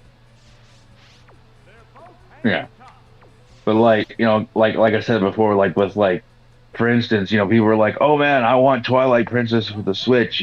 They should give us that. That's like, well, we've already had a GameCube version, we've already had a Wii version, we've already had a Wii U version. Like, it's the same thing with it's the same thing with Resident Evil 4. Resident Evil 4, ever since being out on the GameCube, has been on every system since then. Well, my argument for Twilight Princess is pretty easy. Same argument with every other Wii U game. Is the Wii U sold 10 million copies, 10 million consoles. So a lot of people never even played a lot of the Wii U games. That's kind of the rationale for re-releasing Wii U games. I think that's pretty fair. Yeah, but what I'm saying is they released it on 3 different consoles. Do we have to keep re-releasing it every new system? Do we need to keep re-releasing it? That's what I think. I don't know. What's the comment saying? They don't need to remake it as a new game. Just put it on the store so a fan can buy it and own it. Yeah. Yeah, pretty much. Yeah, I mean, yeah. But I mean, they did with a lot of them already. They know there's more money in the subscription model year after year. Howard's a hack now. He's lost all passion for radio around 09. I agree 100% with that one. Yeah. I despise what Howard Stern has become. The very few media figures that have fallen. There's very few media figures that have fallen far as him. Yeah. That's what I'm saying. Like, he's a big ladder puller. Said is about to get in a fight with old Castor here. Oh wow. Resident Evil 4 was always trash. Oh god, those are fighting words, brother. You piss off the internet that way, sir. Yeah, Resident Evil 4 is an awesome game. I don't care if you don't like the remake. That's the thing, but the original is awesome. But you're entitled to your wrong opinion. That's fine. He also says, "I agree. Howard used to fight the machine, but has become it." Yep. Yeah, that's the other thing. This is why I disagree with a lot of like Punk was always political. Punk always disagreed with you. Punk was anti-establishment. Okay, that's the thing. And the thing is, when we look at the reason why the Punk displayed a lot of left-wing ideas is that's what was anti-establishment. Honestly, you want to know who's still Punk? Johnny Rotten. He's a Trump supporter. That is the most Punk thing you could do is be against the norm. Yeah. Like, to be before the establishment is literally the anti-punk ethos. By the way, you want to talk about like really underrated games? This is one of them. God, this game is not talked about. What's that? Rampage World Tour. Oh god. This game is so good. All right, what's the comment saying? Dave the Impaler says, "Drop your location now." Lol. Boneyard, Kentucky. Yes. He's the graveyard. The graveyard in Yeah. Kentucky. Yeah, the Boneyard. Yeah, that's where I am. Oh wait, let's see here. So they filmed Fallout in your backyard. Yeah. The setup says, I am a Resident Evil fan. I used to have emails on almost every Resident Evil fan email service, and I was a member of over 40 Resident Evil fan forums. Trust me, that's very few who love Resident Evil as much as I do. Fair enough. Oh, that's fair enough. I still think you're wrong.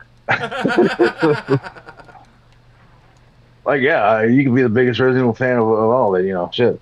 If you like quick time event games, get the fuck out of Resident Evil. I heard they do that with Metal Gear Solid now. Yeah, I mean, they've been doing quick time for a while. And then Pittsburgh, Pennsylvania. I'm sorry. Yeah, I'm so sorry. Your nostrils must be so clogged from all the crap. But anyways, your face is wrong. I know, it's why I wear a mask, jackass. Yeah, he was COVID compliant decades before COVID actually happened. Yeah.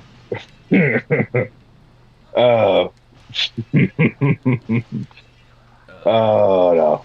But anyways, yeah, I mean, you can have your opinion on Resident Evil, you know, like, because honestly, it's the same thing with Final Fantasy. You talk about your favorite Final Fantasy, and every fucker comes out of the woodwork, you know, talking about how yours is trash and theirs is the best. Oh, and and let's not even get into the ship wars, especially when you're Fallout 7. You're both driving distance. Keep that in mind. I'm not driving distance. I'm like 5 hours. I'm like, gosh, almost 10 hours from Pittsburgh. I guess that's driving distance for an ass whooping. I mean, if you're Resident dedicated, Evil 4, I guess nothing is too big. Oh god, I just jumped off the building. Resident Evil 4 was the first great Resident Evil game. Cry about it, but you know it's true. Lol. Oh god, don't say that on Resident Evil 2 fan forums. Like, the Resident Evil 2 fans will come after you. Oh, I mean, Resident Evil 2 was good. I don't think Resident Evil 2 was the greatest game in the series, but you know. Yeah, I mean, can we all just come together as a fandom and say that Resident Evil 6 sucked? I think those terms are acceptable. I think they'll find those terms acceptable. Yeah, it's like, can we just all come together and just agree that 6 sucked ass? Yeah.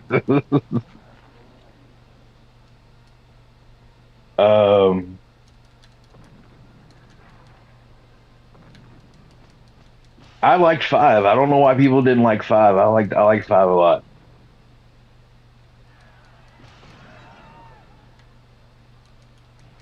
I recently bought Resident Evil 7 and I've yet to play it. I've never played it before. I'm kind of actually I'm actually excited to play it. Yeah.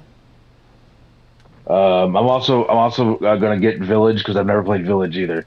Like, just to be honest, I'm gonna be honest with you. The only Resident Evil game I've ever actually beaten is Resident Evil 2 Remake. So, you want to call me a fair weather fake fan? By all means, please go ahead. 6 was utter trash. Yeah, so we can come together.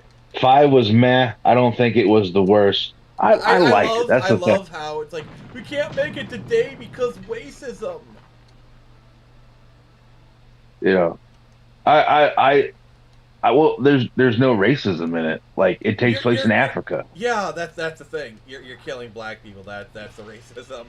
You're killing white people and Arab people too. So I mean it's just it's just well, hell, like is it racist? Is it because people? Well, here's the thing: people were saying 4 was racist because you were killing.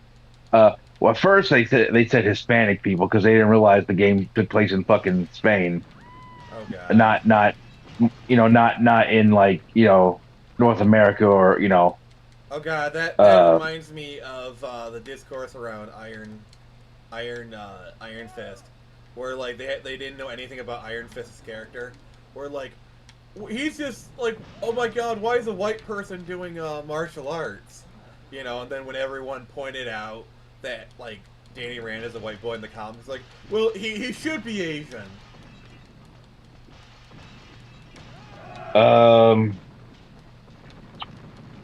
Let's see.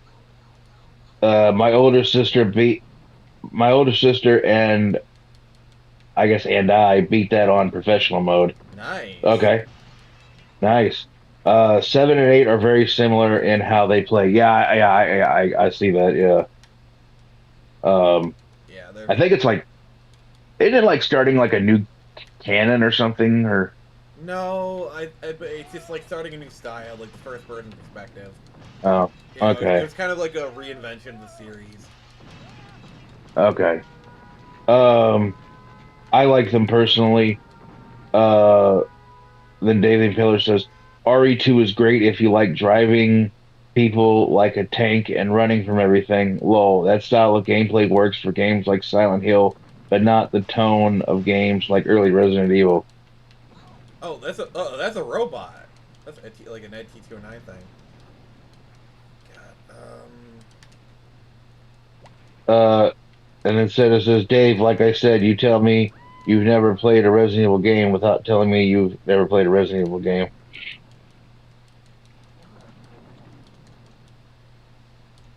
Oh god! Wow, I'm getting demolished.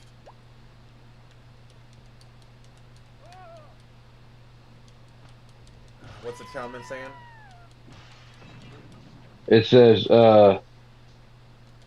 Dave, like I said, tell me you've never played a Resident Evil game without telling me you never played a Resident Evil game. Have you played a Resident Evil game, Dave? Actually, yeah, I have. Oh, that's cool. I've played every Resident Evil except 7 and 8. Yeah, the only one that I played is Resident Evil 2. Oh, that's so cool! The only one that I played is 2 Remake, so judge me all you want. And we will. Yes, because that's what we do here. We judge people. At least according to our bunny. Yeah. But yeah, Castor, have you ever played Rampage World Tour? No, I have not. I've played Rampage different times in my life. Sometimes going to Chuck E. Cheese, but I've never played the World Tour. No. Yeah, this game came out like late '90s. It was for the Super Nintendo and the Genesis in arcade. It is a really fun game. I remember playing this as a kid. A friend of mine had it, and it's just really fun. Great multiplayer stuff. Yeah, if you ever get a chance, like if you ever see it at a game store, I advise picking it up. All right. Like, it's a good multiplayer game because you got 3-player co-op. Okay. Yeah, you destroy a city together. So, like, you have some friends over. Like, I'd probably get the N64 version just because, like, you can do the full 3-player co-op on it. The only problem it's a good party game. I mean, the N64 is great at that. Like, so what I love about the N64 is it's probably one of the best multiplayer consoles ever made. Not just because, like, oh, it has four controller ports, but just because it has, like, so many great multiplayer games. Okay. The set of Silent Hill was released February 24th, 1999. Resident Evil was released March 22nd, 1996. Your assertion is wrong, Dave. Dave the Impeller. RE4 Revelation series and 7 and 8 are great. At the sedative, Tell me you're blinded by nostalgia without me telling me you're blinded by nostalgia. Uh, One through three in Code Veronica were mid. oh, that is some fighting words. All right, I've lost all respect. Oh, I got oh no. Just can't get no respect. Rampage is a great smasher. Yeah. Oh god. Yeah, like. See, like I do like. So I'm more of a PS1 person this generation, but honestly, I do love the N64, especially like if I plan on having like an entertainment room, I probably will get an N64, just because when you have friends over and you want to have fun, the N64 is so perfect. There's so many great multiplayer games, like obviously Smash Brothers, Mario Kart, Mario Party, like Rampage. Yeah. So many amazing multiplayer games on this. The sedative says, "You're the type of person who looks at Mario Brothers and says, this game is too hard. You go against Glass Joe and Mike Tyson's knockout or punch out and say, this guy's too hard." Oh my god. Someone's being savage. Dear god. Sedative, "I had to block Dave. The guy's trying to get me into a flame war. Dave the Impaler, what does release dates have to do with anything? The formula worked for the tone of Silent Hill. Didn't work well for Resident Evil." And Sedative says, "I've never had respect for Dave Luckley." For Dave who? Dave the Impaler. So we're getting some trash talk in the comments here. They're I mean, we were talking about wrestling, so I guess this is it. Yeah, they're flaming each other now. Let's get ready to rumble! And the stream is demonetized. I'm all for trash talking. Just don't get butthurt. You know. Yeah, as long as it's good nature. Like I'm having fun here with everybody. Like I love everybody in the chat. Yeah, the stream's doing great, guys. You guys are awesome. Keep the chat going. Yeah. Yeah, you guys are awesome. Like you can shit talk me all you want. I don't care. I can dish it out as much. I can take it and dish it out. So you're not Razor Fist. Yeah. I'm starting that up again, I guess. But I love this game so much. I'd love to do a stream where I'm just like playing this game with other people. It'd be so much fun. I can't answer Dave because I can't phrase anything without making him butthurt. Oh god. I mean, the thing is, you're entitled to your opinion. So, like, if you think something was mid, that's fine. I think you're fucking crazy. But if you don't like it, then that, you know, hey, that's cool. Because like I said, it goes back to the whole everything goes back to like the Final Fantasy argument. You know. I mean, let's be honest. The best Zelda game is the one you played when you're 12 years old. Exactly. It's almost like the pizza topping challenge. All right. No one's ever going to agree. Go on pizza. There, I just pissed off. No one. I pissed off so many people now. It's like when you ask people for what toppings do you want on pizza, and there's a huge fight for 20 minutes of what we're putting on the pizza because we're ordering one fucking pizza. Okay. That's exactly what video game opinions are like when you talk about like what's your best thing. You know, like just like if you like pineapple on your pizza, then go right ahead. You're a disgusting human being, but go right ahead. Oh God. Like I've said to people before, like, look, you know, if you like shit, that's fine. All right. If you like shit, I have questions. Well, that's what I'm saying. Like, if you know, like, because like people say you're free to like what you like, and I'm like, that's true. You're free to like what you like. You can go out and eat a piece of dog shit out of the yard. You're free to do that. I'm going to question you, like, yeah, that's pretty fucking disgusting, but hey, you're free to do it. Oh God. Let's see here. Cow brains and fish eggs make the best pizza topping. Okay. See now he's just trolling. Dave the Impaler. This is what we like. Please keep it up. Dave the Impaler, lol. Meanwhile, I mastered Super Mario Brothers: The Lost Levels when I was in first grade. You're the kind of person who... While other people were getting chicks, Dave the Impaler was in his house on Saturday, mastering the art of the Mario Brothers. Yes, that is true. This man has no dick. He said, I mastered Super Mario Brothers: The Lost Levels when I was in first grade. You're the kind of person who defends Atari 2600 games like a boomer who invested in the Amco. In the Amico. So butthurt, lol. Oh my god. Dave the Impaler. Dave! Here, like... Officer, I'd like to report a murder. Dave the Impaler. Rolling around on the floor, laughing my ass off. He really blocked me. Wait, who blocked you? Who blocked him? Was tentative. Wait, really?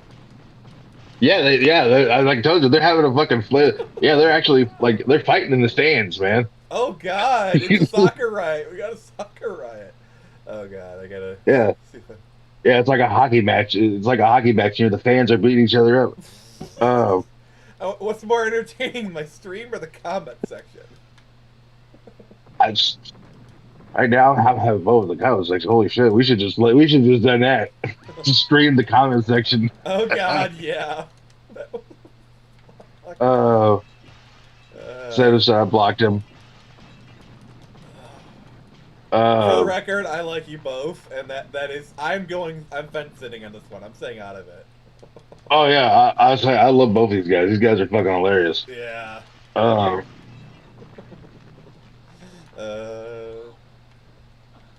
But yeah, that was I'd like to report a murder, please. Please stop. He's already dead. Have you seen? I posted on Facebook. I don't know if you saw it or not. Facebook. Oh shit! What am I talking about? I posted on X, Twitter, whatever the fuck it is. Have you seen? Like, there's been a bunch of them, but have you seen the one I posted where it's AI Joe Biden and AI Donald Trump having a Fire Emblem debate? Oh god, I've seen some of those videos. They're hilarious. Dude, I don't play Fire Emblem, but why it's funny to me is because I've had these kinds of discussions. So that's why I find the humor in it, because I've done this kind of shit where I've talked shit about stuff. And I love what Trump says at the end. He's like, bitch, I got bitches to play. He goes, I got Fire Emblem to play and bitches to fuck. Oh god. Oh my god, this shit's funny. It's like they're having a discussion on like why one character is like Biden is saying one character is dog shit and Trump is saying why that character isn't dog shit, but the banter between them and them like name calling and shit is so fucking funny. Because he's like like one of them is like he goes, if you feed her like this, she can reach, and then Biden interrupts him and goes, if you feed Donald Trump my dick and balls. Oh my god, that reminds me of like have you seen the meme where it's like, remember to feed your girlfriend or to get bitchy, and then it's like one of the female person from He-Man, he starts getting pissed. He's like, oh shit, I forgot to feed her. Yeah, I forgot to feed her. Yeah. Oh god. Says you're welcome. The only reason I blocked him is I don't want him crying a foul and reporting because I reamed him. Dave, I mean Sedative, I get the reasoning. You don't have to do that. Dave's cool, so don't worry about it. Oh shit. I gotta send you that though when the stream's over, that video, because I laughed my ass off during that whole thing, and then the funny thing is like Barack Obama's in there, and he's like the hype man for Joe Biden, and this shit is fucking hilarious. Our imitating wife, like, everybody. But the thing is, they're talking like Zoomers. He's like, ain't no way, bro, ain't no way. Because I'll be real with, but yeah. yeah, he's like, I'll be real with you, Brock. I ain't worried about this shit. You know, it's like it's so fucking funny. Can't. And he's like, what do you fucking talk about? Look at these stats. She's cracked out of her fucking mind. And so like they just start like talking about like just start making like who's the bigger fan or whatever, or who's the fakest fan. And but it's just the banter between them is fucking hilarious. But yeah, the AI is and the AI is actually really good because it does really sound like them. Oh wow. Because it does like their mannerisms, you know. Yeah. Because then Trump's like, it's not what I'm saying. It's like fucking economics. It's like a fucking investment. And believe me, I know about that. And then you hear him go, oh shit, not this fucking shit again. I literally wrote the book on the art of the deal. Yeah, you titled that book just so you can say that. That's what he tells him too. He goes, you know what? He goes, just admit I'm right, and I'll send you a copy of my book. And he's like, he goes, you send me anything, I'm tossing that shit in the trash with the swiftness. That shit's so fucking funny. Yeah. Oh, do you remember soundboard prank calls? Yes. I miss those so badly. Like, you know, like the Handheld Calls Home Depot one. It's like, hammer! I just want a hammer! Do you know what a hammer is? Or the prank calls at GameStop during the Battletoads, where like the manager gets so fucking triggered. It's great. The best soundboard ones were the Arnold Schwarzenegger ones. Oh yeah, or like I remember one where it's like Dr. Phil calls GameStop, and the person who has the phone is like, yeah, I know, he knew right away with the soundboard, so he just kind of played along. But he's like, they'll be like, like this is Microsoft customer service. Can I help you? First, I'd like to get to know you. So chat, here's my question for you. You want to watch some soundboard prank calls? If you guys are okay with it, I'll put it on. But it's your call, because you guys are the ones watching, and I want to give you what you want. So if you want to like close out the stream with some soundboard prank calls, we can do that. There's one someone says, I have the Duke Nukem one where he Charles Ventrilo. Oh my god. The sedative says, I have the Skeletor, I forgot to feed her meme. And then David Peller says, funny definition of reaming, reminds me of green text meme about the kid and his poster of Jill Valentine, lol. Oh god, I don't want to know. I do not want to know. David Peller says, AI has made impersonations lazy these days. Yeah. True. But this is a funny fucking video, so I'll let it slide. But yeah, so if the chat is down for some vintage humor, I'll happily switch on YouTube for us. But they they would like I remember like somebody was calling Microsoft and you know he's like, they're like, what is the serial number on your computer? He's like, my CPU is a no-net processor, a learning computer. Oh god. And they're like, what did you say, sir? I said my CPU is a learning computer, you know. And then he's like, what is your name? What is your name, sir? John Kimball. I'm a cop, you idiot. I love both soundboards because I use them so well for conversation. Yet you know, like, okay, it's from this movie, that line's from this one. I remember there's one where they had a Jack Nicholson soundboard, and he calls Army. He's like, I want some sandwiches. There was one where they got into a fight where a guy got real pissed off because I guess he didn't realize he was talking to Arnold Schwarzenegger soundboard. Yeah. And he got pissed off and he was like, buddy, you call here one more time, I'm going to fucking kick your ass. And he goes, well, I hope you left enough room for my fist because I'm going to ram it into your stomach. Alright, what's the chat saying? God, this stream is so fun.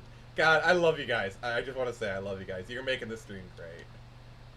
Hardcore Bunny says, sounds cool to me. I thought they left, but glad you're here. Yeah, Hardcore Bunny's pretty loyal, so. Yeah, Bunny's been kind of quiet, so I thought they left, but All right, yeah, sounds cool. Sounds cool to me. All right. All right, let's let me just switch it over, real quick. Okay. Boom, got that. All right.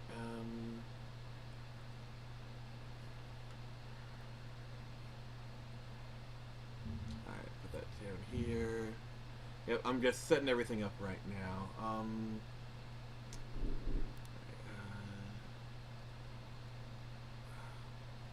Let's start with the Duke Nukem one. Balls of steel. Oh God, you'll hear a lot of that. Balls of steel. Okay. Yeah, that World of Warcraft one was fucking hilarious. Yeah. They're like, well, they're not doing it when I talk. Well, they're doing balls of steel. It's like every time they. Oh my God, that's literally the one I'm about to play. Okay, I'll play that one. That one's.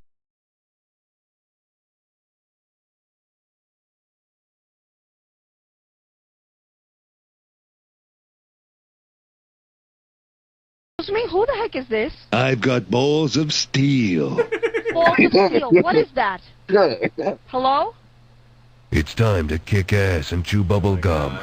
And I'm all out of gum. Okay, get off vent or I'll have you bent. Eat shit and die. I've got balls of steel. That's, interesting. You have just been banned from the vent server and... Blow it out your ass. Who did that? Hold on 1 minute. That was not me. Somebody's playing a joke on someone again.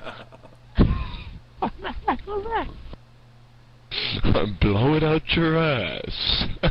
I love how tough this woman gets. You think that's fucking funny? Do you fucking think I'm fucking laughing? I've got balls of steel. I've got balls of steel. Yeah. Are you gonna stay here or are you gonna leave? I've got balls of steel. Okay, that's nice. Balls of steel. Steel. Steel. Steel. Balls of steel. There has to be somebody from the guild, or somebody that we know. Oh, I hope not, because I don't think your mother's very happy about it. I don't think so either. I want every person name written down who's on the guild right now. I've got balls of steel. No, I haven't, Dave. And when the I've got balls of steel. Get the I've got balls of steel. my goddamn Get off and shit down your neck. Get the fuck off! Eat shit and die. Your mother, you fucking freak! I swear to fucking what God, when I have to do find with you, this? I'm gonna rip your fucking head off and it'll be your goddamn dick, alright? Get the Blow it fuck out off! your ass. I've got balls of steel. I'm gonna beat the shit out of your fucking mother that gave birth to you, you fucking cocksucking motherfucker. Just watch when I find your goddamn ass. I'm gonna rip your fucking balls and ram them down your goddamn throat and make you a new fucking box. Do you fucking understand me? Get the fuck off my goddamn vent, you piece of shit. I'm gonna make you a faggot when I find your goddamn ass. I'm gonna ram my fucking fist up your ass. Balls, balls, balls, balls, balls, balls, balls, balls. And I got balls of steel. It only does it when you talk. Yeah, the guy... I'm serious about that. I'm gonna get you. Blow it out your ass. See, it's only when you talk. So you sure you don't want to switch channels? No, I'm finding, the Zara. We're gonna cut off the vent, and it's only gonna be given to certain people after this. It's time to kick ass and chew bubble gum.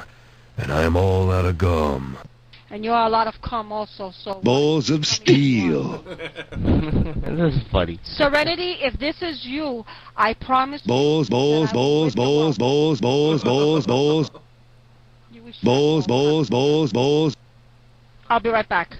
Well, who is that bitch? Did you see what they wrote on Vent? They did? In parentheses, who is that bitch? Oh, snap.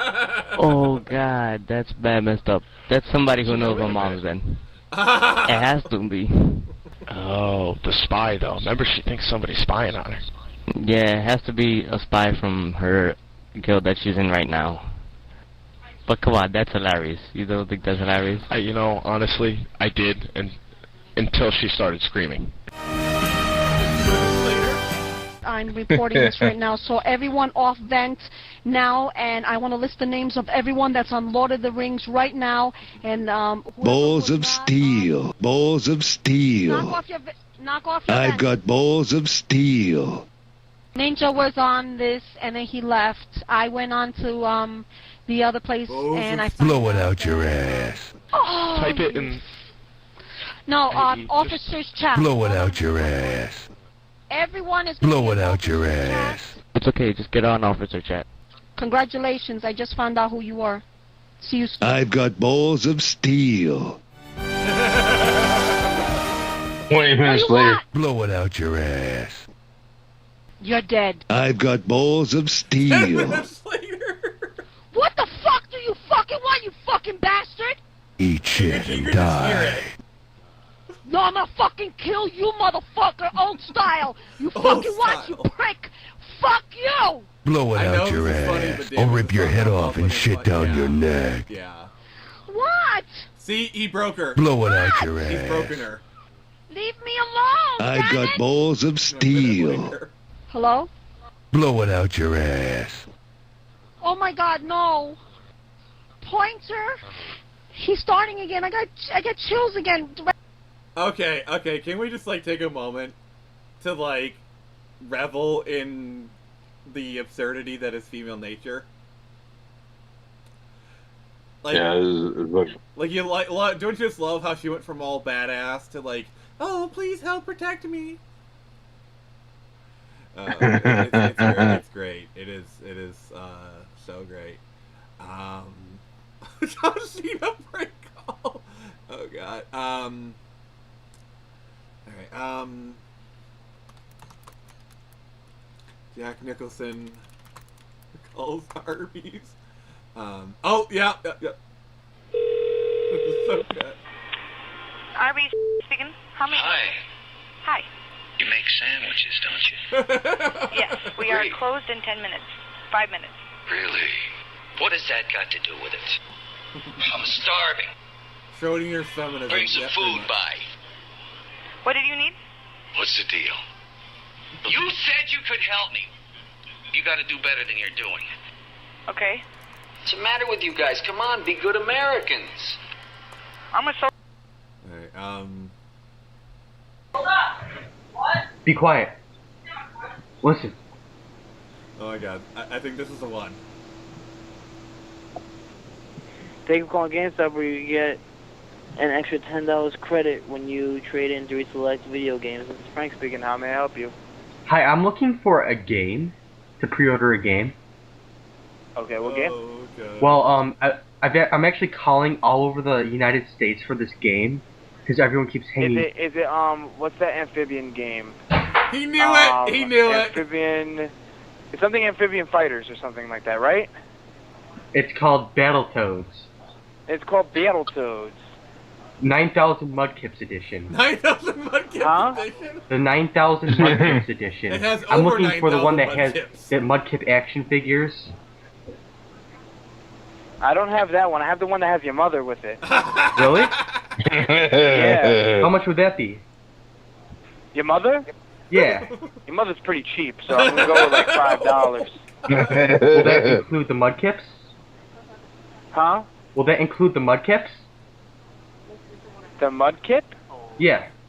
No, I told you it includes your mom. But I want the Mudkip. Dumbass. The guy tried to throw it back, but he failed. See, and I love how the caller just played it straight, and that's how he won. That is so good. Is this Hey, can I speak to your manager, please? Well, that would Oh! be the case. Oh, this is the It one. was the This is case. Are you calling me a liar? Anybody that walks into the store. Yeah, they might be fake. Are but I you don't not care. selling it to him because he looks like he's black? He's not black. He's Puerto Rican. All right. Alright, listen, pal. All he wanted to do was trade in some games and buy Super Mario. Can I have the number to your regional manager, please? Could I have your name? How about that? My name is James fucking Phillips. All right, James Phillips. Why don't you come down here and you talk to me? How many times have you called here tonight, huh? I've called here once. You think I have time for this bullshit? No, I don't think you have. What bullshit are you talking about? My son went down there and looked for a game called Battletoads, and you didn't have it, and I'm wondering why you're shooting the whoop for him. I'm gonna take this Battletoads and shove it so far in your fucking ass. I don't have time for this fucking bullshit. You don't have time for this bullshit. I don't have time for this bullshit. Battletoads is my fucking son's life. I don't know why you guys are denying him his fucking true glory of over 9,000 smiles and over 9,000 laughs. I don't get it. I'm going to Bel Air, bitch. I love that. I fucking love it. It's like, I'm going to Bel Air, bitch. Oh my god, this is vintage, like, this is vintage, vintage, like, late 2000s, but I love it. I love it.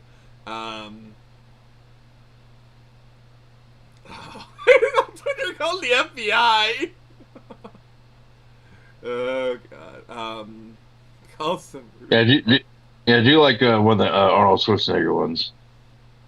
I'm trying to think of a good one. John Cena prank call.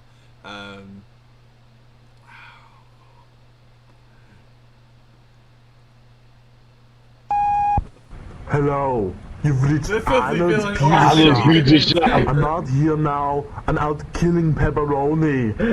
If you want to reach me, if you want a pizza, This is a classic. Oh god. Oh god. That's a classic one. It is. It is. I calls a bunch of. Let's see here. I think it's like Arnold calls Miss Chloe, or psychic hotline. Yeah, Arnold calls a psychic hotline. Calls.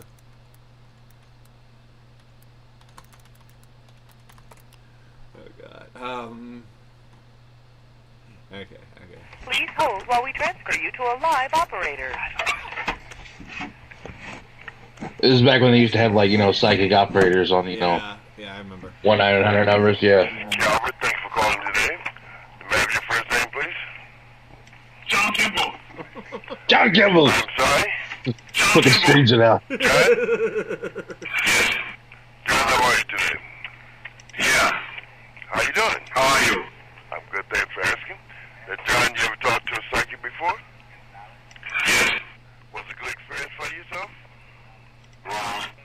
Well, John, I do want you to know that when you talk to your psychic today, that what you do discuss will be confidential, okay? John, Miss Cleo wants you to experience the power of the tarot card. It's a little bit too screechy. Alright, hang kill. Alright, I gotta do the classic. I'm sorry. Like, boy, right. Good afternoon. You reached Amanda with Home Depot Direct. How may I be of service? Hi there. How are you, sir? Yes. Let's say I want a hammer.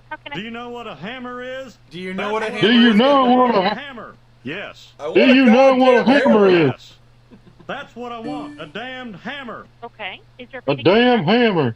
a particular kind of hammer? No. You give me a moment, I sir. love these. I'll bring those up for you. Yes, all right. Are you hearing an echo like I am? Say what? Are you hearing Say an what? echo? No. Now, sir, I have a Workforce 16-ounce claw hammer. Yes. I feel bad for this poor lady. $5.98. Oh my Yes. gosh, she's trying so Okay. hard to do her And job. what's your first name, sir? Bobby. And Bobby, what's your last name?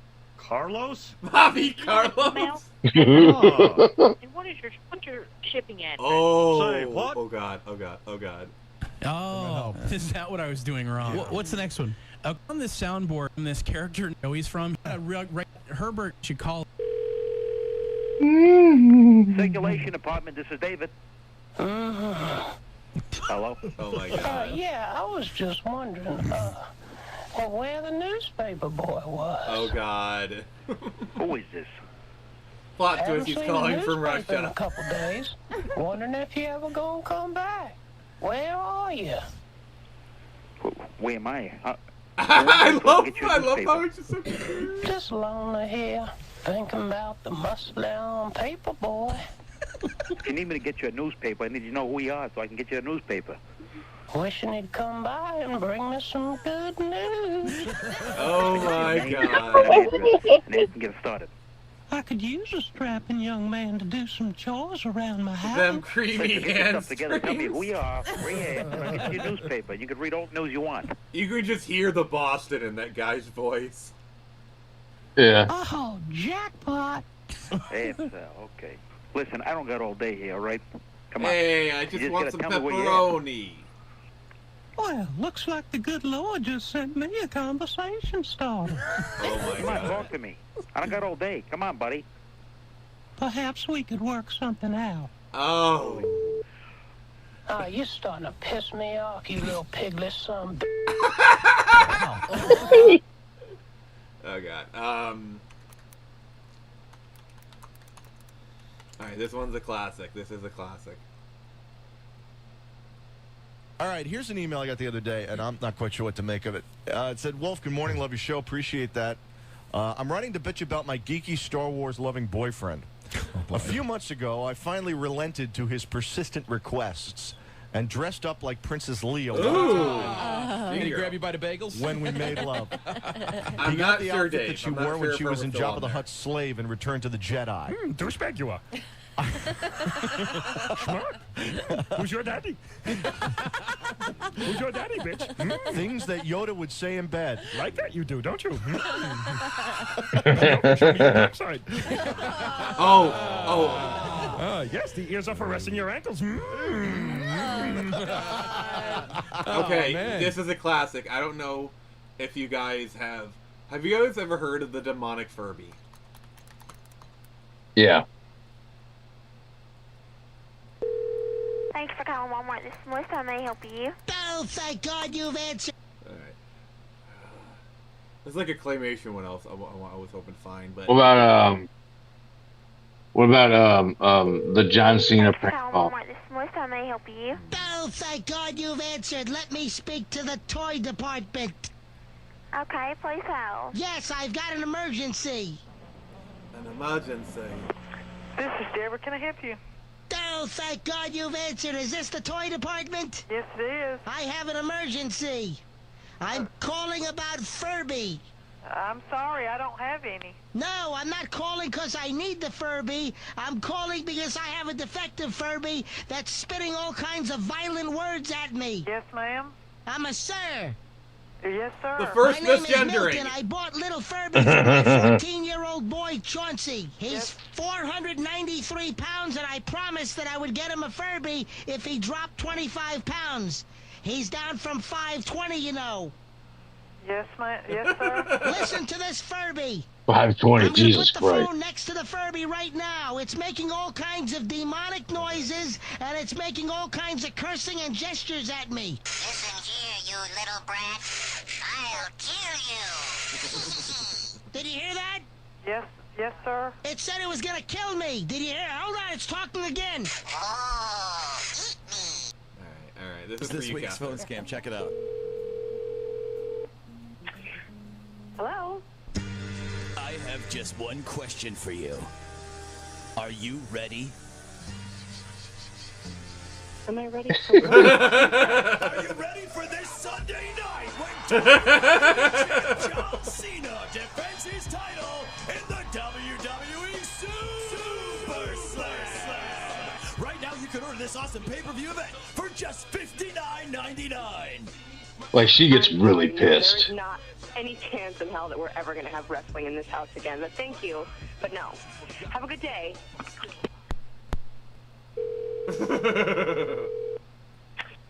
Hello? And goodbye to anyone standing in John Cena's way when he takes on steel cage shoots and ladders match at WWE Super Shoots and ladders match. Order now and save $10 with a low price of just $49.99. Sir, you guys just called me, and as I mentioned before, we're not ordering this, so please stop calling my house. Thank you and goodbye. He's trying to be civil. Hello? Hi, can I speak to Champ? Who? Champ? Is Champ there? Champ? Who is Champ? That That question will be answered this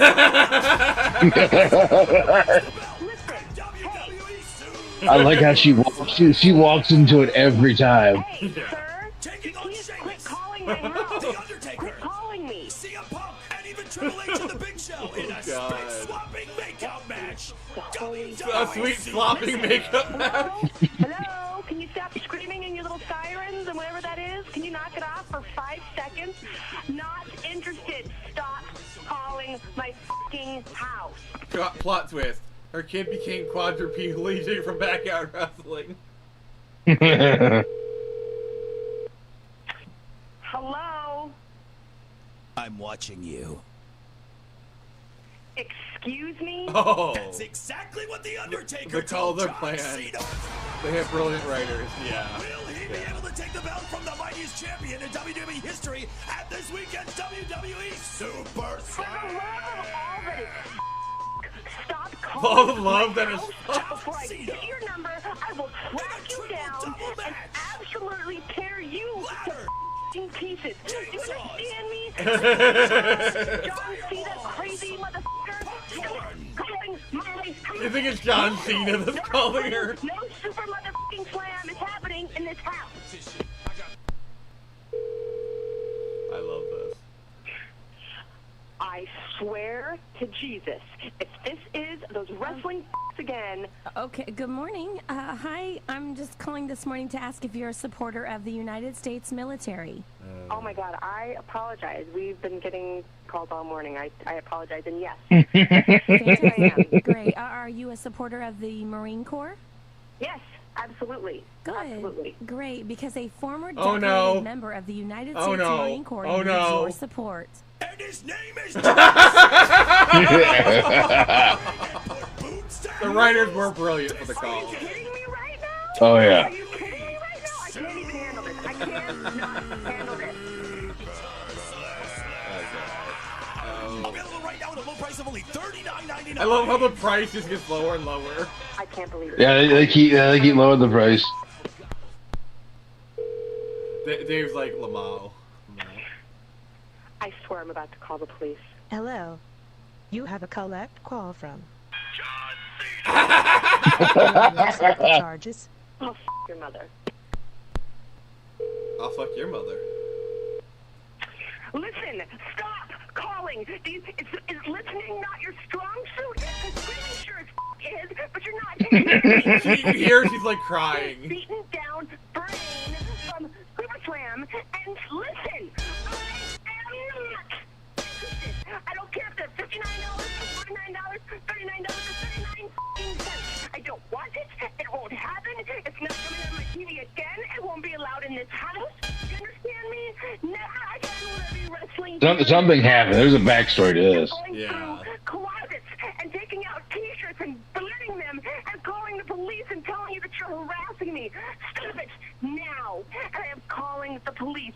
Good luck to you. Have a nice day. F yourself. Oh God. God damn what? Hold on. Marie, this is the Z Morning Zoo radio show on Z104. How are you? What? We've been scamming you. Your husband Donnie told us to. We are all in a fight right now. Are you kidding me right now? I'm so sorry. I feel so bad for you. I couldn't believe the mouth you had on you. Oh my God. Well, listen, I haven't had my coffee yet. Shut up. Oh, I'm sorry. At least she's trying to be a good Well, sport listen, about it. Give her some We won't be credit. calling you back anymore. I promise. Yeah. Okay. Thank Jesus. You won't have to hear. You won't have to. Like, give her some credit. She was at least trying to be a good sport about it. But she walked right into every one of those. Like, I love her. She's like, hello, and say goodbye. Castor, can you do me a favor? Can you read Daisy Code's latest comment in, like, your evilest voice? You'll know why when you see it. Oh. Oh, God. It's Chris. It's Chris Benoit's sister-in-law.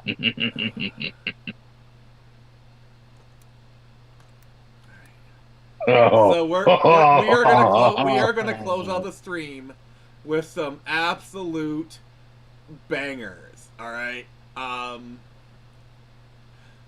I might interject. And who the hell are you? Very much known she by played her many role names. well. Mountain Slayer, Thunder Lion, the Chocolate Axe.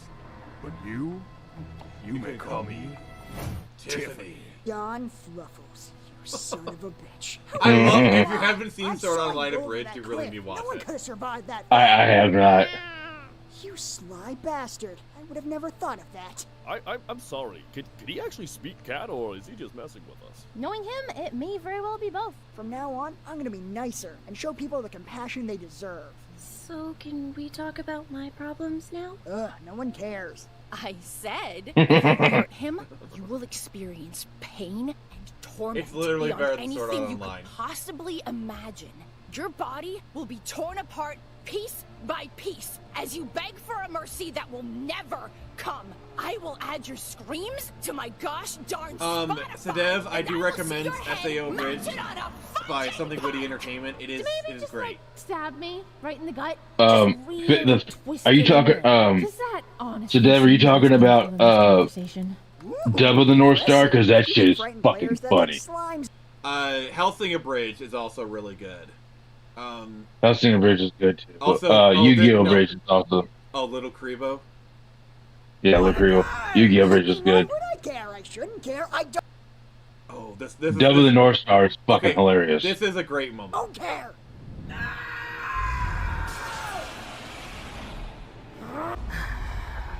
You know something? I really hate. Oh my god, Dave. Dot Hack is like my favorite anime ever. They're selfish, ignorant, loud, obnoxious pricks with basically no redeeming qualities whatsoever. I mean, really, look at all they've achieved. Genocide, global warming, reality Oh my TV. god, I have to It's play a just clip from never-ending Hellsing parade of Abridged failures before and we go, so fuck-ups. Sadev can see just how great it They is. are, without question, a complete write-off of a species, and how dare you make me care about them! Oh god, that's one of my favorite moments. Like, if you want to talk about like top 10 moments in anime, this is on my list. Yeah, I wish he did more Fist of the North Star. That shit's fucking funny.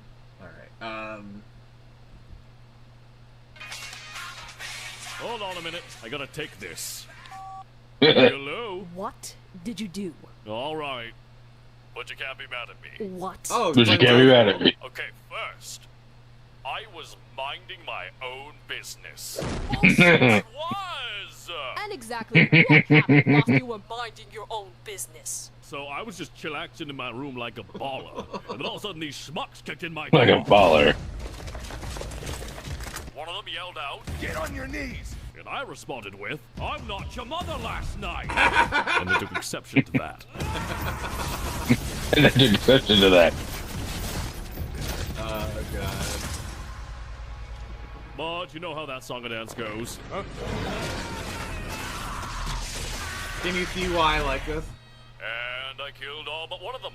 What happened to the last one? Oh no, I've seen Hellsing Bridge. I fucking love it. Pushed out like a bitch. Serve the Lord with fear and rejoice with trembling. You got me a present? Kiss the sun lest he be angry, and ye perish from the way when his wrath is kindled but a little.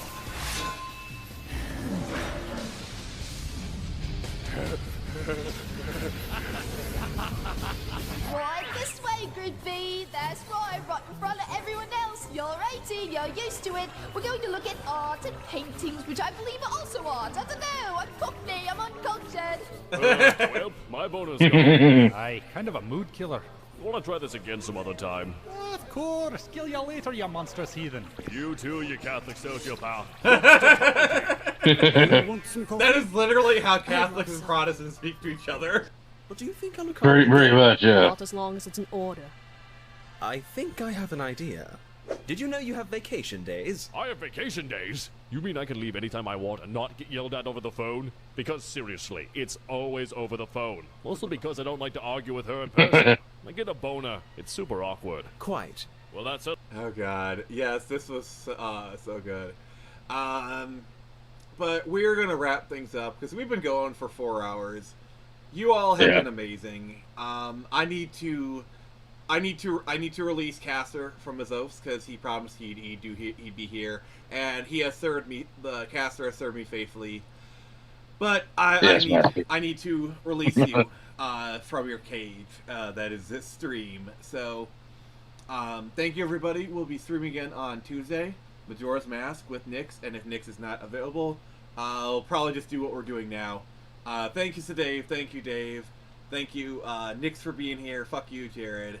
And I just want to say to everybody, thank you for showing up. This was a great stream. And remember, conversations between Catholic and Protestants can be very explosive. Oh God, Dave, that is a very loaded comment. Oh my God. Oh God. All right.